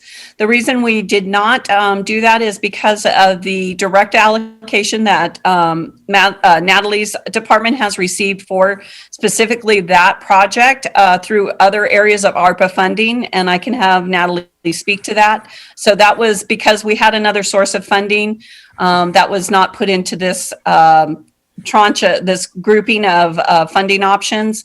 And just, I know a couple other councilors have made comments on that. If we found that there was another source of funding, such as for senior programs that had a significant increase through ARPA into their programming, we felt we did not include it here. These are really areas where we don't have another source of funding to provide for these projects. So Natalie, if you'd like to speak to your plans for the HUD funding you received. Mr. Mayor, Councilor Sorg, yes. So Housing and Neighborhood Services did receive just under 1.8 million in home funding. Home funding can be used specifically for the development of affordable housing, or it could be used for tenant-based rental assistance. So that funding will be allocated in accordance with our consolidated plan. That involves a public process. We'll get public input for priorities using home funds. There'll be, again, a request for proposal process. Council will see that amendment to our action plan. So we're just waiting for some additional guidance from our HUD field office.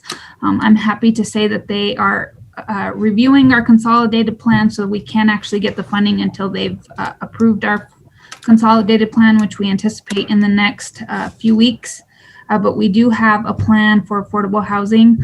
Many of those items are on next week's agenda. So I told most people that the June 21st is the Affordable Housing Council meeting. So you'll get a full view of some of the projects that we're planning. So Yeah, thank you, Natalie. I'm pretty much aware of all the home and all things.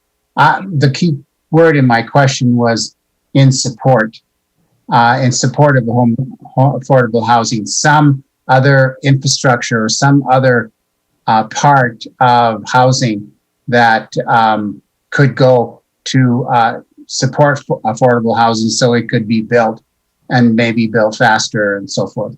Okay, that's what I was wondering. And then Mayor, Mayor, yes. Councilor Sorg, there are very strict limits on capital infrastructure through the program. So other items that might be in support of it that are not under, like, say, the water and utilities or water and sewer infrastructure may not be covered by this funding. Okay. All right. But yeah, I just want to comment on the sewer connection incentive program. Yeah, in principle, I think that's a good idea because it's so difficult for people to do this. I just have a funny feeling or an uncomfortable feeling about all those people that have already connected up to the sewers and paid their thousands of dollars. And now we come along and say, well, the rest of you can get it done free. That's a little rubs you the wrong way. But I think if we form this program or build this program so it targets our low income people only, that's one thing I would go for. on this. And there's a lot of low-income people that have sewer out in front of their house and are not connected up. So that's all I have to say, Mayor. Okay, before you go, Counselor, how do you feel about this distribution here? Are you okay with it, or? Yeah, I can, and for the most part, you can tweak it, but if it targets equity in our people, in the people in the city here, yes, absolutely. I don't like being equal across the board like you were talking about. No, I'm talking about this right here, this distribution, the 2 million, the 6.9 million, 11.4, 3.5. Are you okay with this?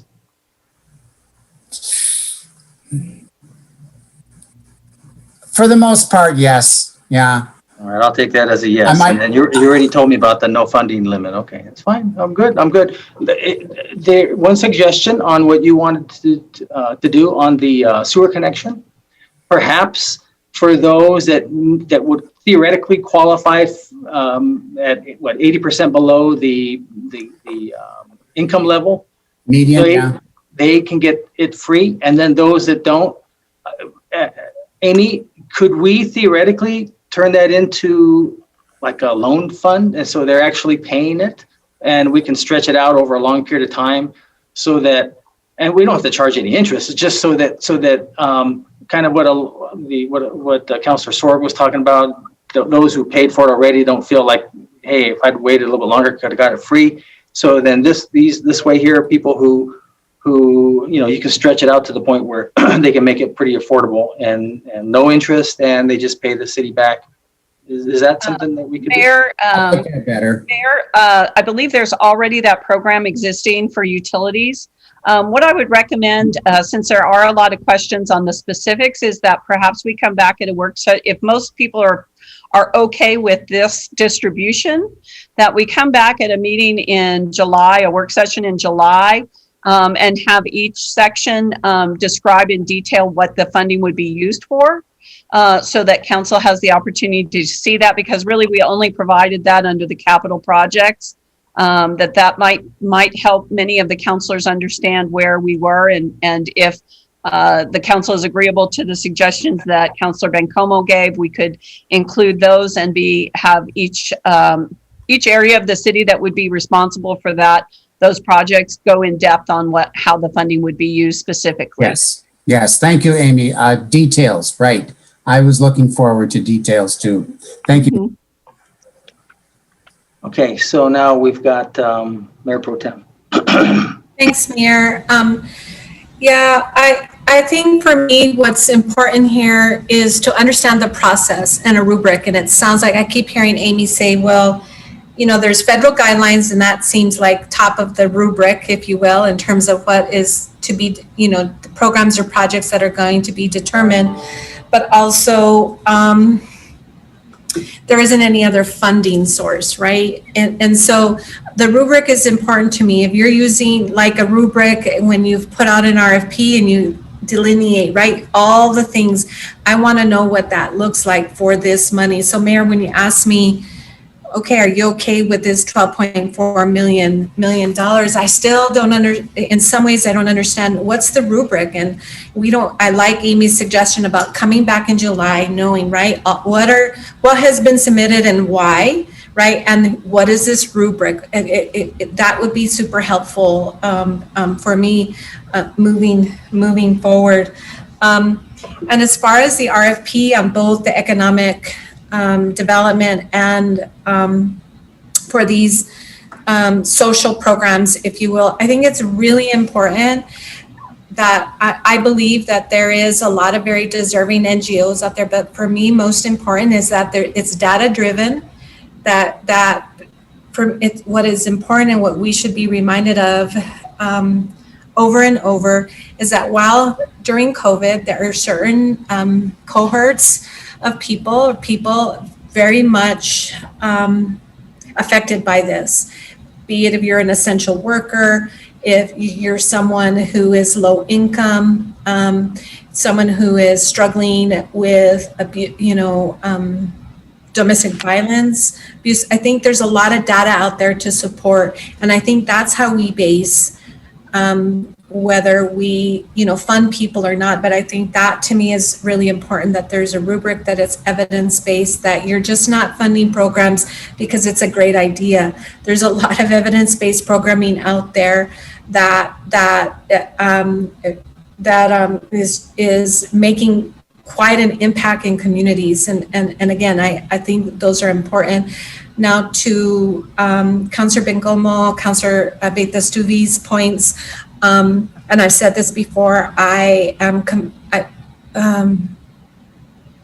being able to fund Casa de Peregrinos is very important to me. They're one of those survival services, but I also want to know why our people, and this has been going on even pre-COVID, why do we have so many people in our community food insecure? We're an agriculturally rich community. Why do we have that? I want to press upon us that we need to get to what those root causes are.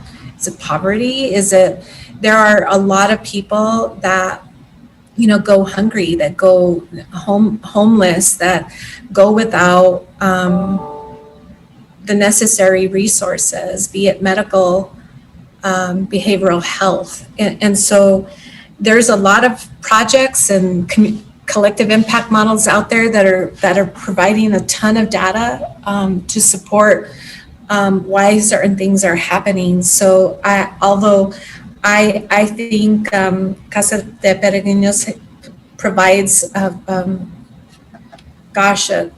real needed and necessary program, we need to start thinking very thoughtfully about, why are people going hungry? We shouldn't have that in this community at all. And again, Amy, to your comments about capital infrastructure, are you telling me, did I hear this correctly, that housing may not be part of this program?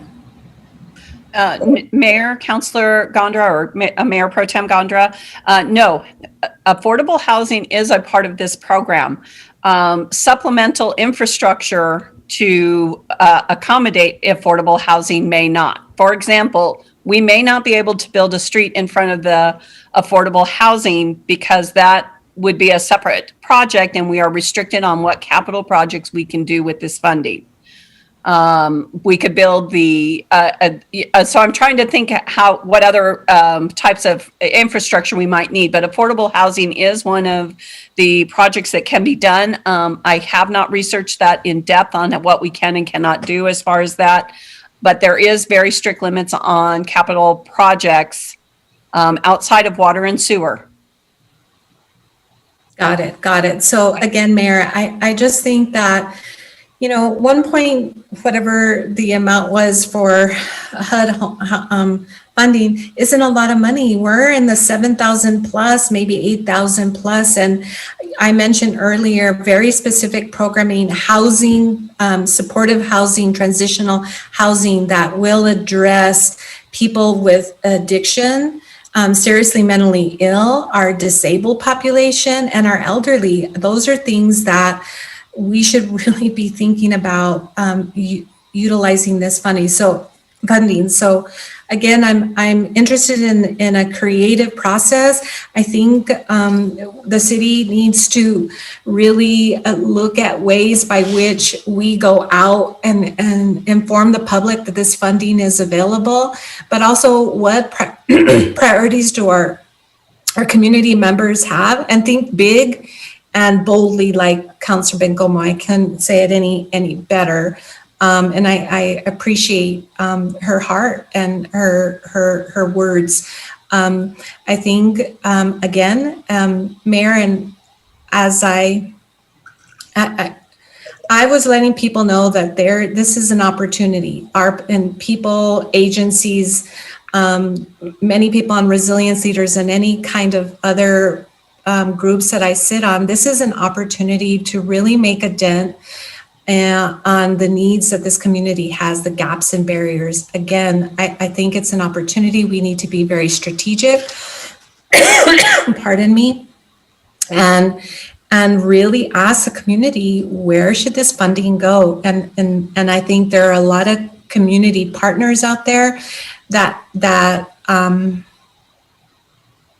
have processes in place to get a lot of information that we could use moving forward. So again, those are, I just had those comments and those questions. I again think that we should really, I just want to understand what the rubric is, that process, and that we use that across the board so people are clear, but that also the public is aware, and that they make decisions about how to use this funding. And I still have a problem with those capital outlay or that listing. I don't know if it was like 10 or 11 where it on the GeoBond and the pool. I'm not sure that this is the right way to go, but I think the public deserves to make those decisions alongside us. So, thanks. All right, well, thank you, Mayor Pro Tem, but either I didn't write it down wrong or I don't remember asking you. So now I'm going to ask you, so are you okay with this distribution here, this 2.0, 6.9, 11.4, 3.5, and 1.0 funding here? In each of those categories, Mayor? Right. Not necessarily, no. I think, again, I felt like I needed more information in terms of the process and a rubric, and I'm not clear about what that is. And I love Amy's suggestion about coming back in July and providing all that information, more detail. I think Councillor Flores has said it pretty loud and clear. She needs more detail, and I would agree with that. Sure, why not? But I'm not necessarily am I in agreement with what has been outlined here. Okay, so what I was without trying to having that information. What I was trying to do was get a majority consensus to move forward. Okay. So you've got Councilor Beta-Stuvey, Councilor Bencomo, Councilor Sorg, and myself. I'm okay with this funding outlay here. So what I was envisioning is this amount. Now we're going to go to, say, the July 12th work session. They're going to come back, and this is where these programs that they had, where they came up with this amount, and they're going to now disclose how they came up with these certain amounts on these numbers here. Okay. That's what I was hoping to do. Okay. So you're okay with that? I am. And then I'm also okay with the no funding limit. I just wanted to try to get an example of how the HHS committee does it, and whether or not council wanted to go that route or the no funding limit, and that's fine too. So I think we've got enough to have staff saying, okay, this amount here is good, no funding limit. So that means that even though there's 30 NGO or 30 organizations that received an email, depending on, since there's no limit, it's very possible that only 10 might get funding and the other 20 not. So we're aware of that. Okay, because there's no funding limit. That's why I wanted council to know, is there a certain limit that each one gets, or it's based on the merit? Okay, that's fine too. I can go either way. Just like Councilor Bencomo said, hey, this is money that we weren't counting on. And all of a sudden, we're very fortunate that our city, let's put it this way, there's a lot of cities out there that really need this. They're barely making it. And maybe that label doesn't apply to us. So the way I'm looking at it is, this is money that, okay, if you want to give it to us, sure, we'll take it, and this is how we're going to use it. So that's why I'm just trying to get so that staff knows where we're going, and so on. So let's put that in the July 12th work session. I think that's an important caveat, is coming back in July 12th with some of this additional information. I'm not sure if I'm okay with no funding limit, if you will.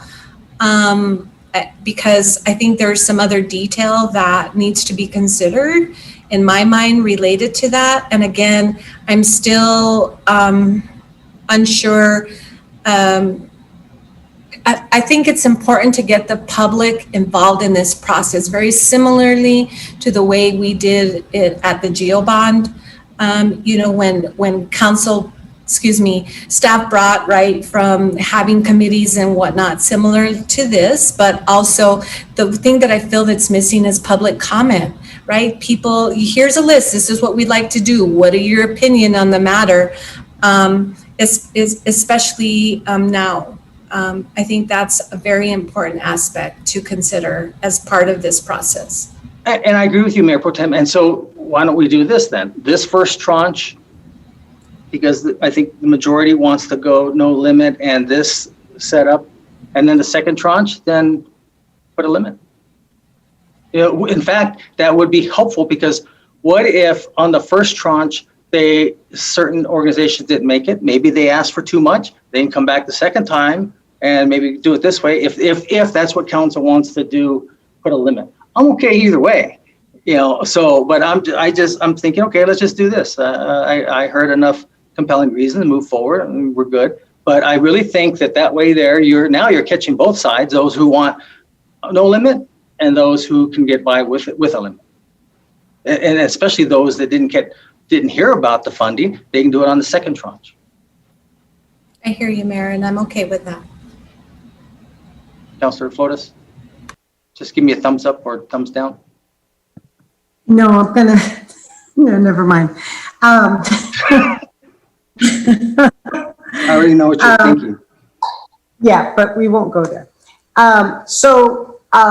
I think the way Amy and Ms. Basford and Mayor Pro Tem Gandara have discussed, I agree with that. But we still have to be sure. Well, yeah, we just have to be sure that that everyone is able to have a say.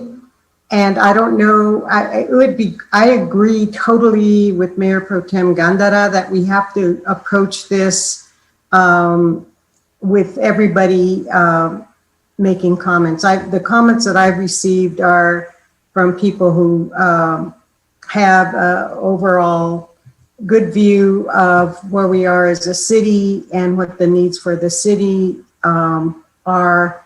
And would it be possible, Mr. Mayor, to have that sort of a presentation, or maybe the July 12th meeting, since I think it's going to be in person. Is that still the date? No, I think the first in person is going to be the 19th. Okay. We need to have a forum. We need to have a place where at City Hall, I know a lot of people, when we were having our GoBond meetings, we had them throughout the city, and DACC and City Hall were probably the ones that had the most people. I mean, those are, I think, good to have people speak, to be heard. I agree with Councilor, I totally agree with Councilor Gandara. I think that's a part I was addressing when I said we have to make not an equal distribution, but a distribution that's made upon after everyone who wants to speak has been heard. And that's what I'm saying. We just can't rush into this and by a certain date we're going to have all this money. I'm not necessarily opposed to that slide 17 that we're looking at,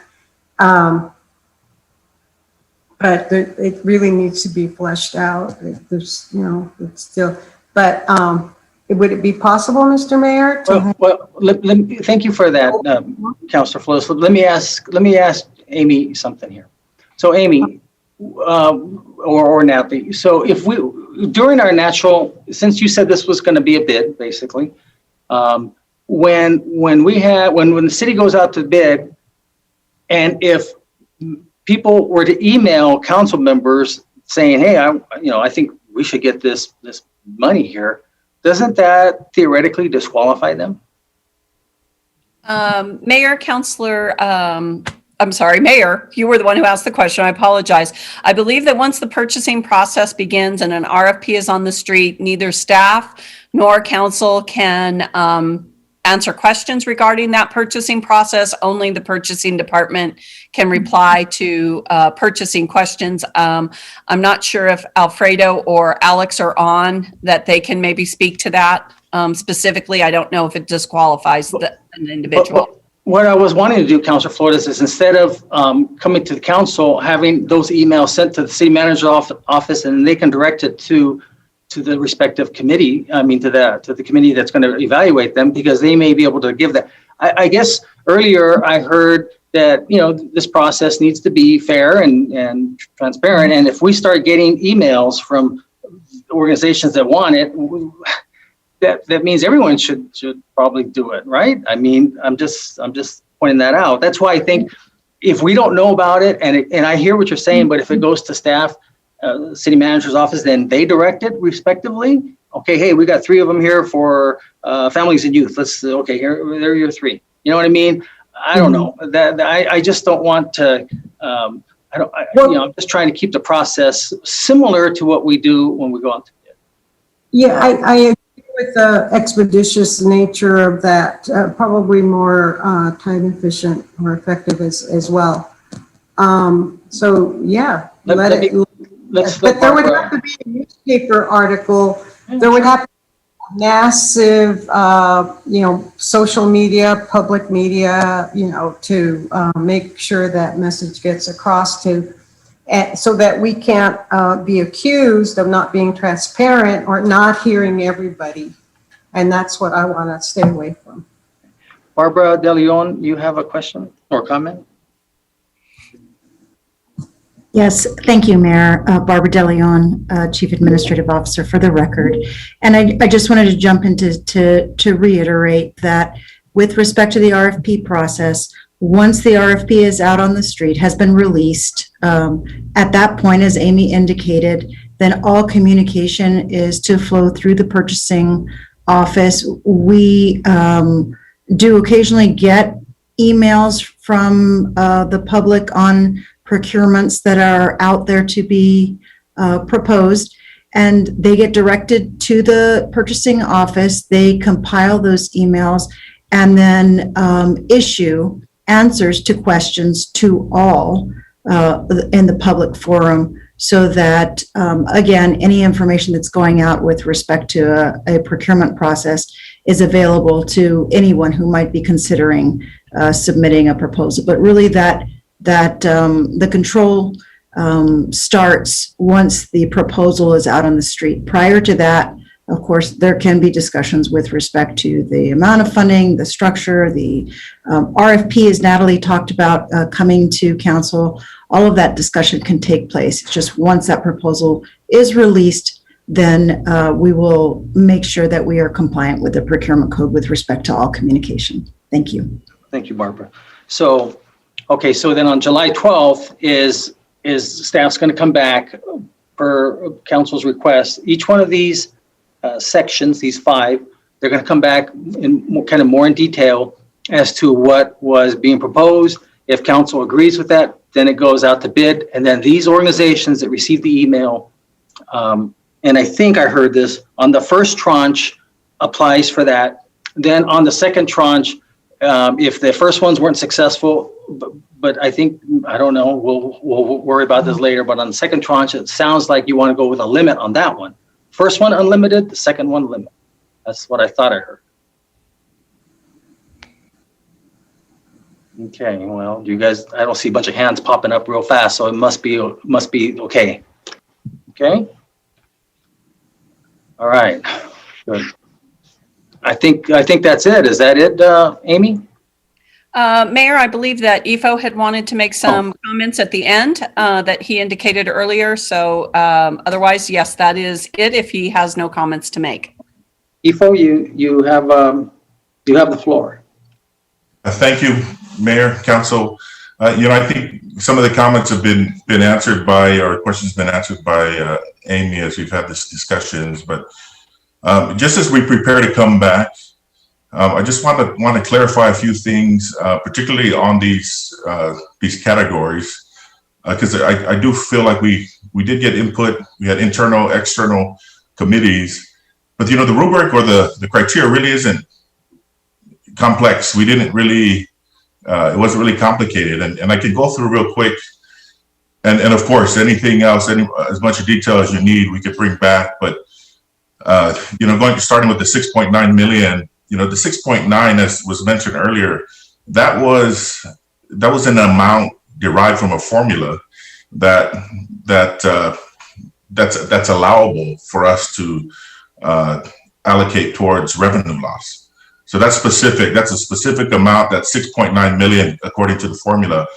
As far as coming up with those specific capital projects, the reason we came up with those is because we feel that the residents have spoken with the GO bonds, and we're going to have to fund those projects with or without this money. So if we choose not to use this for that, we're going to have to, in order to complete the GEO bond projects that were voted on already, we're going to have to find that money from somewhere. And so that's really it. So for that 6.9, there's really not much more information or criteria that we use besides that. Although we did get input, this is what we've settled on. And then, we have the 10.4.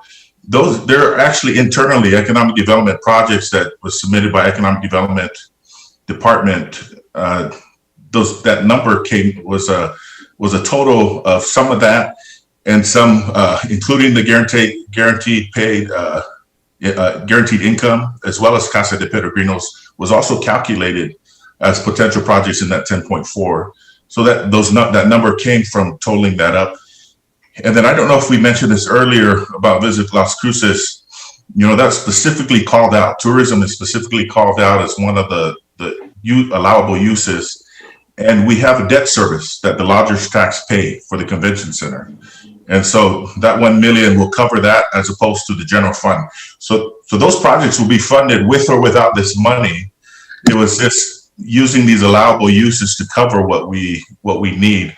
And the original use for these funds is, to defray some of the negative impacts, economic impacts. And so the rest, like I mentioned, it was mentioned earlier, the capital projects for water and sewer infrastructure, those were amounts calculated and given to us by utilities. And then going to the premium pay for essential workers, we sort of took what we anticipated from last time and just kind of rounded it off. But we looked at what the city approved last time for this. And again, the reason why we included it is because we could, because that was an allowable use for premium pay to essential workers. And so we'll provide as much detail as you want us to, but I will just to clarify that there really isn't much complexity besides what I've just mentioned there. We wanted to keep it simple. Where the complexity will come is in that 10.4. So of course we take out the Casa de Peregrinos, take out the guaranteed income, and then I think that gets us down to 7 million or somewhere around there. That's where I believe we have, this discussion, this RFP discussion. And of course we will, this comes to council ultimately for your approval. And so while we have a committee, we certainly will take direction from the council and your constituents as well, and how you determine you receive input from the constituents. But I just wanted to clarify that, Mayor and Council.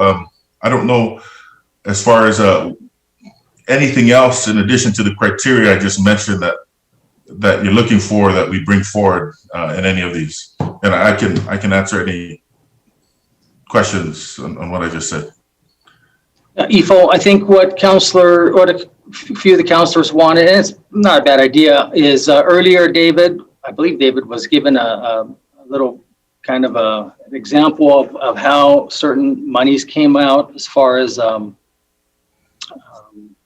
let's say I can't remember who gave the one especially on the revenue loss. They talked about this is how much was we were expecting, this is how much came in or less, and this is how much I think the government gave us a factor of a certain factor, and then that's how this amount came up. I think that's what council wants to see on each of these. And I know Delilah guessed on one of them, and she guessed right, I suppose, on the connection program. So I think they wanted to have a little bit more meat on there as to how these these actually came about. You know, what was the thinking when they were put together? So that's what I'm envisioning on the July 12th work session. But I have to let council know, I know I was using the 24.8 as an example, but I'm going to circle back to what Ifo was saying. It's 10.4. And if we do the first tranche and the second tranche, then that's 5.2. Okay, so the first tranche is 5.2 million and the second tranche is 5.2 million. So do we, on that 5.2 million, if what you're saying, Ifo, what was asked by council or a couple of council members is 60% is already spoken for. So does that wait to the second end? So that's, I think, is still something that needs to be discussed at that July 12th work session. For sure, Mayor, that would be great to get direction from the council on that. All right. Councilor Flores, you had your hand up? Yes, sir. Yes, I do. Yes, I do. Thank you, Ifo, and thank you, Mayor. So along the lines of the very point you raised right now, Mr. Mayor, about we do a certain allocation to certain entities of the first 12 of the first half, 12.4 million. And then the second half, well, what do we do there? Do we deduct, or are they off the list? Can they not, go for an RFP? So necessarily. We're going to discuss that on the 12th. No, well, you can discuss it on the 12th or whenever, but that's not my question. I'm just giving you my thought processes. I do have them, believe it or not. So my thought was this, and this is the part that I was stating my objection to rushing through all of this, not because I don't believe in the distribution in an equitable manner or anything like that. It has to do with the fact that we're still trying to coordinate with the county. I mean, Mr. Macias is or was on this meeting for quite some time. He made a comment, and they're definitely not in a position to address how this money is going to be dispersed, distributed, allocated, in which manner, with amounts, et cetera. And then the state is holding on to a fair share of the money that's going to the state, and it looks like the state's going to hold on to it. So is that going to give our local organizations to then apply for funds from the state and the county? And is there any way, is there a mechanism, or is there a way of, in any way, and that's why I thought we would work with the county, at least. I thought that's why Mr. Macias was here, to see if there could be a coordinated effort insofar as the distribution of these monies. So that's one thought. That's one sort of not barrier, but an issue. And I don't know if it's for us to discuss or to assess. And in terms of their, I don't know if that could be equitable distribution could be distributed between three entities. Fernando appears to be on the call still, on the webinar still. At least his name. I am here. Okay, so Fernando, did you hear the question by Councilor Flores? Well, I believe I did, in terms of that. That is the whole purpose that we shared as early as we could, our listing of projects, so that the city staff could look at them carefully to see if there is any kind of overlapping, but to see if there were priorities that the county management is identifying and recommending, so that there could be this joint effort. And I think that we had the discussions earlier about broadband. Mayor, I hope it doesn't sound presumptuous on my part to make this comment, but this isn't money that is just available for any priority. There are guidelines that tell you whether or not these projects can fit into the restrictions on the funding. It isn't just completely open-ended. I really want to encourage you to look very carefully that it isn't what we normally are accustomed to in the legislative process in terms of pursuing funding for priorities that have already been established. When I talk about the flood project on the East Mesa Dragonfly, the Branham project, specifically in the guidelines, in the Treasury guidelines, it says that money can be used to address stormwater related issues. So yes, clearly it falls there. So I just hope that you are also having a certain expectation that these projects clearly are allowable, because I've been here all afternoon, I've been listening to the presentation, and I would have some questions as to whether some of these items clearly fall within the ability to use the monies for these purposes. And also, in terms of transparency to the public, I mean, please be candid with the public. You can't use this money for any priority. They need to know where the restrictions are as well in terms of how to apply the money. I do want to, on behalf of the County Commission, say that they're always very open-minded to see where there is commonality to work, not just with the city of Las Cruces, but all of the other municipal governments in the community. But this is not unrestricted money. And you need to be careful in terms of how you say, well, this is a priority and we can use it, or have the public tell you how to put this money to use, especially if they don't know already the restrictions on the funding. Exactly, Fernando. So will you back up again? You were talking about the water project, I believe, or?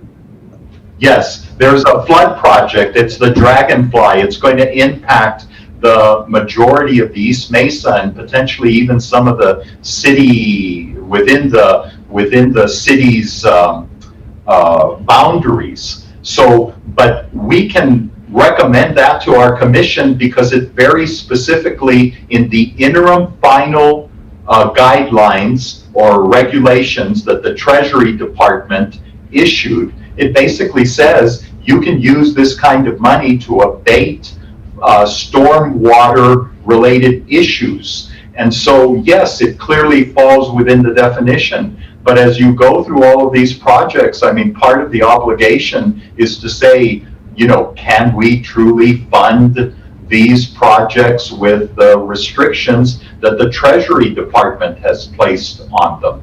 Yeah. So it does require a degree of scrutiny because I think it was Councillor Gandara that was raising what I consider to be extremely legitimate questions. I mean, do all of these projects fall within our ability to utilize these funds to accomplish those priorities? And in reality, you know, some of it may not. And there could be issues that come up related to the utilization of the money. We've been very careful to make sure that we can represent to the County Commission that we clearly can identify where within these regulations that gives us the permission to use these funds to accomplish a certain task. And yes, you're going to have a great opportunity to accomplish a number of priorities that the city has. You just have to make sure that the money can be utilized for everything that is being recommended. And it can't be just, you know, this is our priority and it would be a great value to the community. Absolutely. I don't see anything that wouldn't be a great value to the community. The question is, can you use these funds to accomplish that goal? Because these are still COVID related prioritization. Absolutely. No, and I appreciate that, Fernando. But what I'm trying to get at is I was trying to pinpoint what you were reading versus what we have now. I see where it says under water and wastewater infrastructure, it says that it could be used for stormwater infrastructure, but you may have a little bit, and I'm sure our staff does too, but you may have a little bit more deeper dive, and you know, that's something there that, you know, that's why we have the staff to do, is to figure that out, you know, and come back and give us that. But I appreciate that. I think the whole purpose of having you here is to determine You know, like for example, what if we hadn't heard from you and you had the monies to do broadband for everyone, and council wanted to do broadband? That's what we were hoping to make sure that we're not duplicating. So I guess what I'm trying to get at is, is to on our July 12th work session, we'll come back with these various items and make sure that you have that list. And if you see something in there that you were going to do, then that frees up some potential monies. But in the interim, I think what you made comment or reference to obviously is very important. Mayor, this is Yes. Johnson Bassford, Grants Administrator. I do want to appreciate County Manager Macias's comments, because I think they are very valid. They're very important to remember. There are 150 pages of guidance for these use of funds, and on July 12th, we can come back with these categories and pinpoint where in the documentation what it specifically allows us to do with the funding. At this point, what we've presented today, we feel comfortable are available uses, allowable uses as per the guidelines. We can bring back more information on that as well. We can bring back information on those projects where we can collaborate with the county, such as on the public safety programs we discussed. Those are areas we can collaborate on because they have crisis intervention programs that they're proposing where we could coordinate with them, as well as a couple of other areas. So we'll bring that back as well as the council and see those collaborative areas that we have worked already with the county on potentially collaborating for the council to consider. No, and those are very good points, Amy. So Fernando, yes, I guess basically that's where, if there was one area that we could work together or make sure we don't have duplication, would probably be in the public health arena.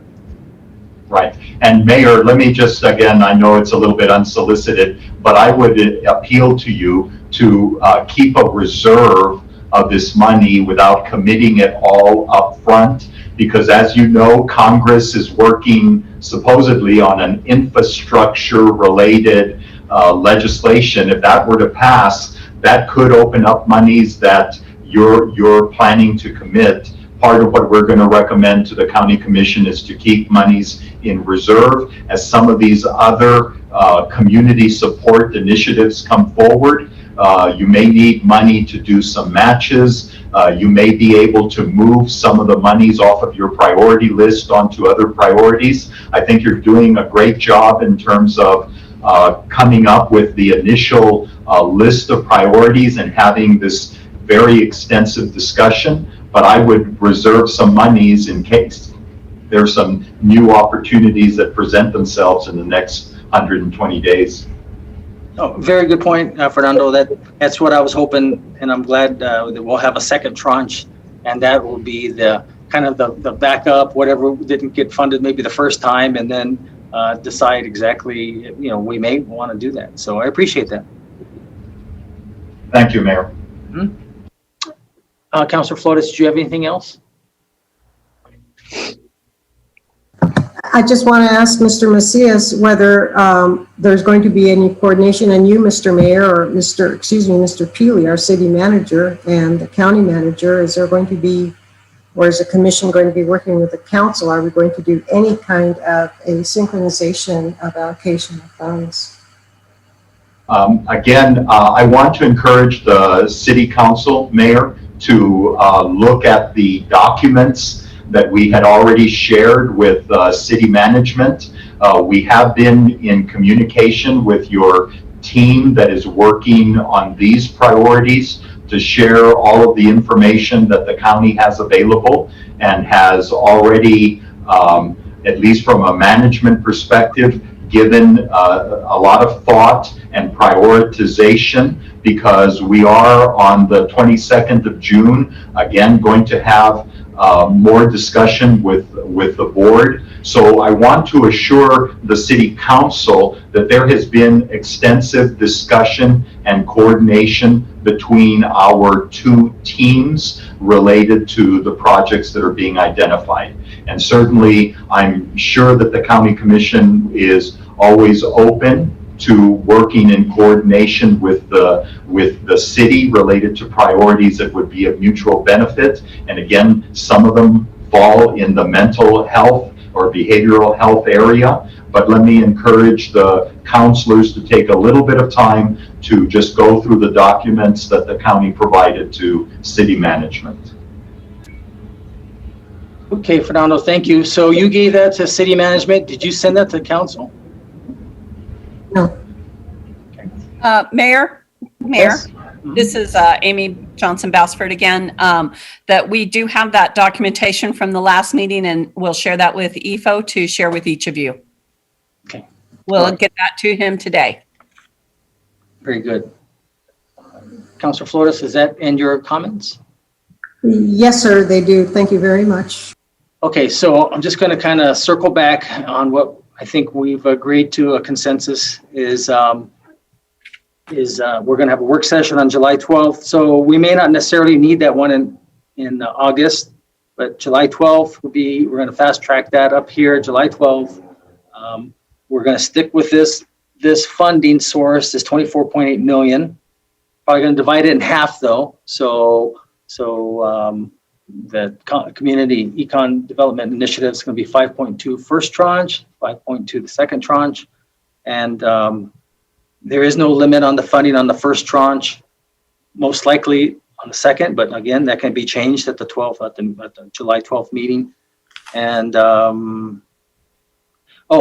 EFO, can you make sure that your communications office advertises and lets all NGOs that are on our bid list know, and the general public as a whole, what we're doing, so that in case they want to provide comments to probably not to the council. I don't know if you want to give it to the clerk or a particular area there within the city, so that if they want to comment, they can comment.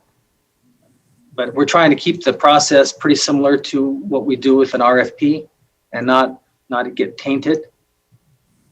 Yes, sir. Yep, good. Okay. Okay, so we're good? Think so? Okay. Anything else? Everything is good, Amy, Natalie, EFO? All right. Great. Just thank you all for your time today and your comments, and look forward to coming back soon. Okay, thanks. And I need a motion and a second to adjourn. Move to adjourn, Mrs. Sorg. Second by Flores. A motion made by Councilor Sorg, second by Councilor Flores. Christine, will you call the vote, please? This is on the motion to adjourn the work session. Councilor Betestuvi? Yes. Councilor Vasquez? Yes. Councilor Bencomo? Yes. Councilor Sorg? Yes. Councilor Flores? Yes. Councilor Gandara? Yes. Mayor? Yes. Okay, we're adjourned. It's 5:03 p.m. And Christine, I'll stick around for the agenda setting whenever you're ready. Thanks again, Amy. Thanks, everyone.